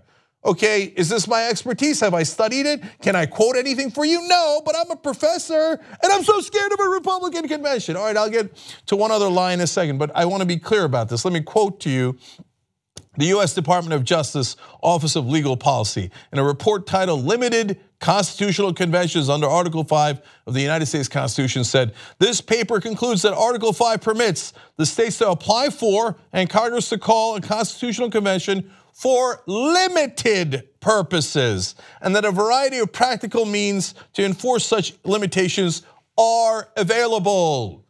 So that is reality. That is the US Department of Justice. Let me quote the Attorney General, former Attorney General of the United States, Griffin Bell. I think the convention can be limited. The fact is that the majority of the scholars in America share my view. Now, finally, let me quote, and by the way, the American Bar Association also agrees. The Congressional Research Service also agrees. Now, let me quote the United States Senate Judiciary Committee in a report they gave about this a long time ago. Back in 1984, this has been clear as day for all this time, but people still make up facts about it. So here's what the Judiciary Committee actually said. This is Congress, so what they say matters in this case. The framers did not provide an unchecked grant of power to a convention.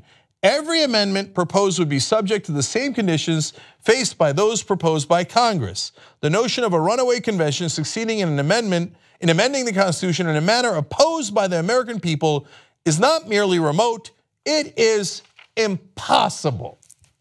So that is lie number one. When they talk about runaway conventions and oh my God, they could call an open one for 1,000 different topics and they're gonna have the lizard people rule us and they're gonna outlaw abortion and all this nonsense.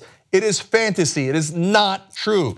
By the way, if they want a convention on one particular issue, they can get 34 states. That's in the Constitution, there's nothing we can do about that. But that is not our convention. Our convention is a nonpartisan one for Republicans and Democrats who care about our rigged system and who don't want it rigged on behalf of the donors. So what do some so-called progressives want? Unilateral disarmament. So let the Republicans do any convention they like, but progressives, don't act, don't act. Be cool, just sit on the couch. They are agents of non-change, of the status quo. All right, there's one other authority I'd like to quote for you, because apparently these people don't know how the Constitution works. That authority is the Constitution itself. I'm gonna read you Article 5 of the Constitution, because it involves the second step here.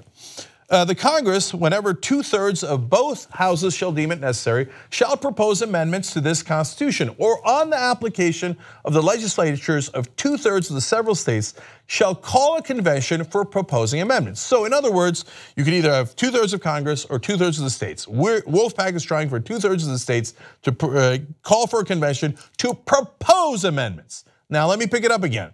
Which in either case shall be valid to all intents and purposes as part of this Constitution when ratified by the legislatures of 3/4 of the several states. So the second lie is they say, oh, once you go to a convention, even if it's a limited convention, then magically they could rewrite the entire Constitution. That is simply not true. Article 5 tells you a convention is only to propose amendments. All this fight over just a simple mechanism to propose amendments. Then those amendments that are proposed out of a convention must be ratified by 3/4 of the states. Anyone who tells you otherwise is deeply ignorant or hasn't read a word of the Constitution, is certainly not Article 5, or perhaps is lying to you on purpose because their groups are funded by people who like the status quo. Fight for change, wolf-pack.com/go, be involved. But you know what, one other thing, here, let me launch a campaign right now because I'm tired of these people, of the common causes of the world pretending to be progressive. They have on their website that they care about money in politics. When they go around and send their lobbyists to state after state saying whatever you do, don't do a convention because that might actually get money out of politics. Oh, I mean, I'm concerned about a Republican convention, which has nothing to do with this. Anyway, you know what, legislators, we've given a lot of carrots, it's time for sticks. So wolf-pack.com/stick.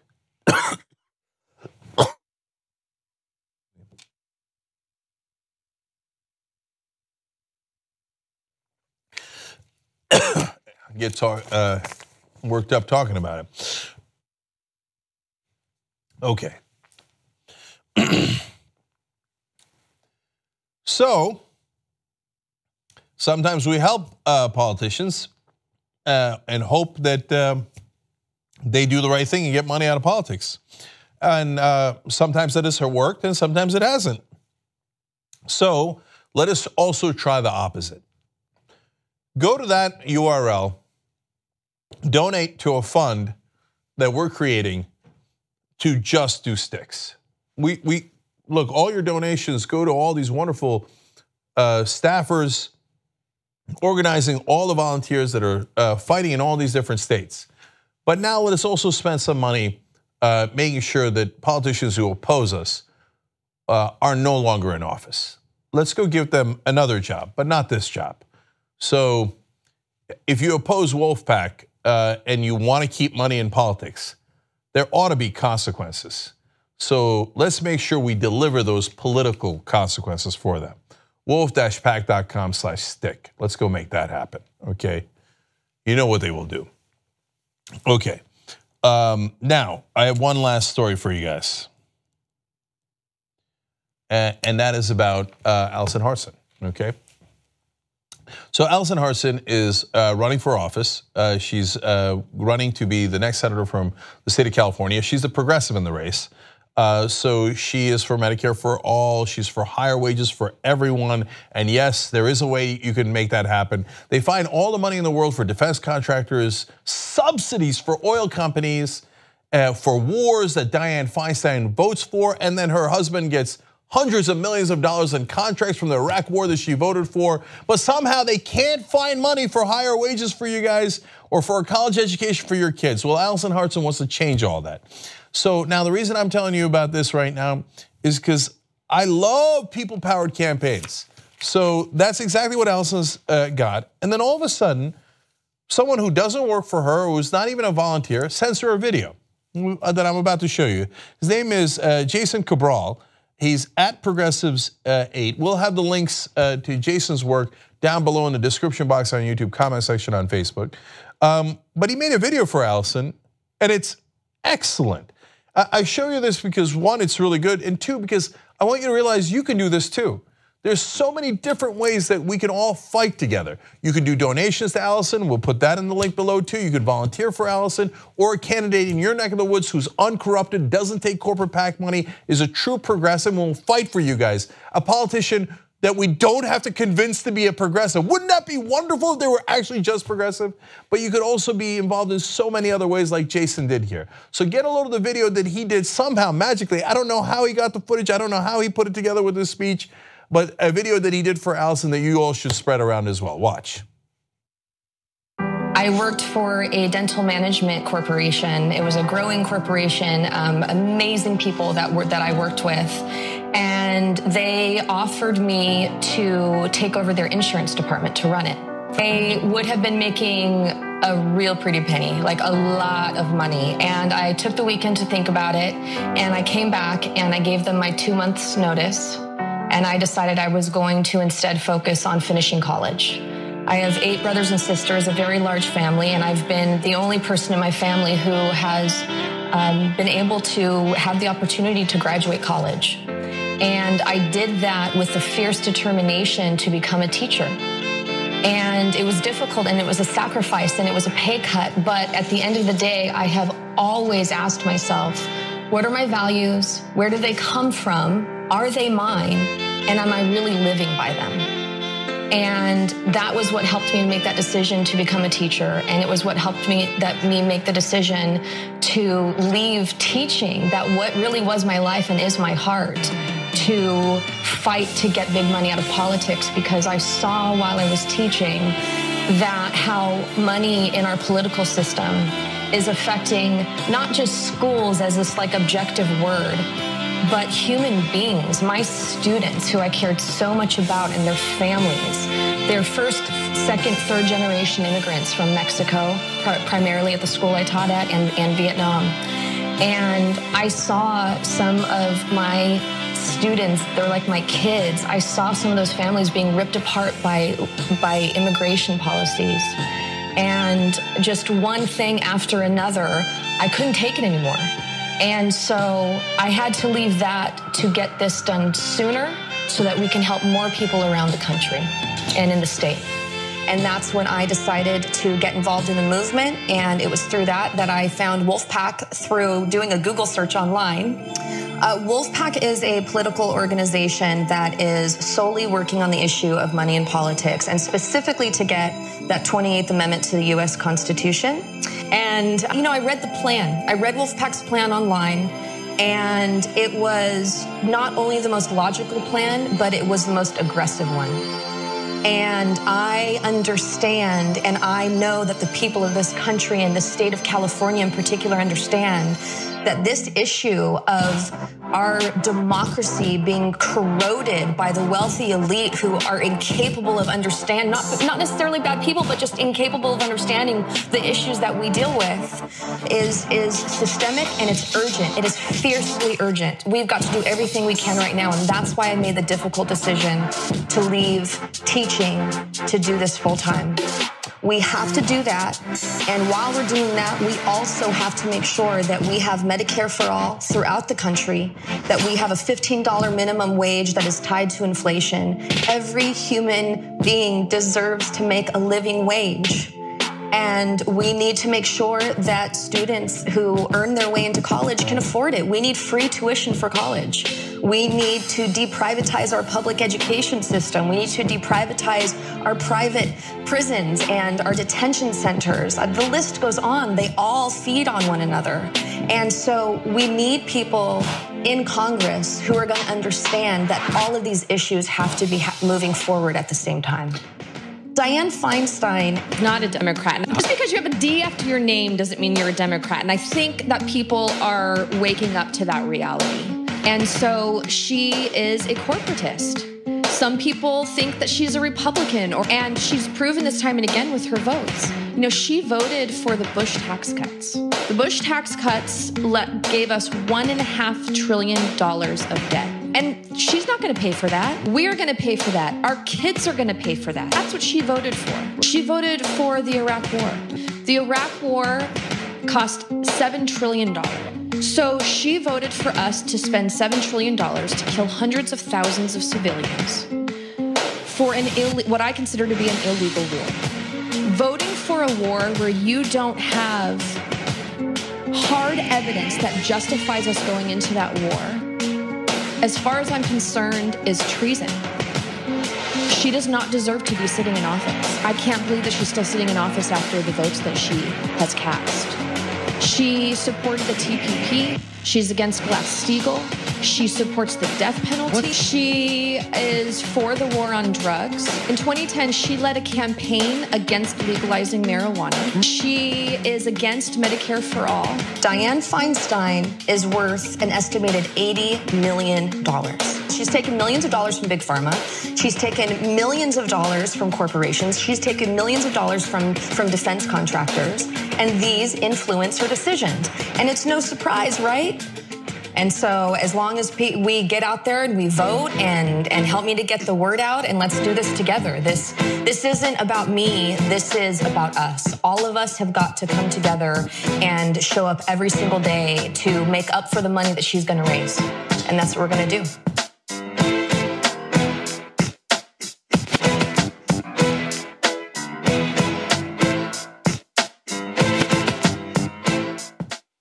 AllisonHarson.com. We'll have all the links to help Allison down below. Get in the fight. Volunteer, donate, do whatever you can. I love people-powered campaigns. The state of California is one of the most progressive states in the country. There's no reason why we should have one of the most conservative Democrats there is in office. She also voted to repeal the estate tax earlier. Dianne Feinstein is a Republican in Democrats' clothing. Every single thing for the big donors she delivers. You know that little segment you saw there on Medicare for All? They asked her about it at a town hall. She said, no, I'm not ready for it at this stage. She's 84 years old. Who are you kidding? What stage are you going to be ready for it? A week later, she went and took donations from the healthcare industry. She did a fundraiser with her big donors. You got to get her out. Put a real progressive in, someone you don't have to convince to be a progressive. So go support Allison Hartson, but also all the credit in the world to Jason Cabral for making that video. It's powerful and it's better than videos that people spend a ton of money on. We'll put all the links for Jason down below as well, and check him out at facebook.com/progressives unite together. And he's helping to make that happen. Get in the fight. Let's go win these races. When we win and we take out the old guard and bring in new, strong progressives, it's going to be a great day in America. Be part of that. All right, guys, I'm way over. I got to go. I will see you guys tomorrow.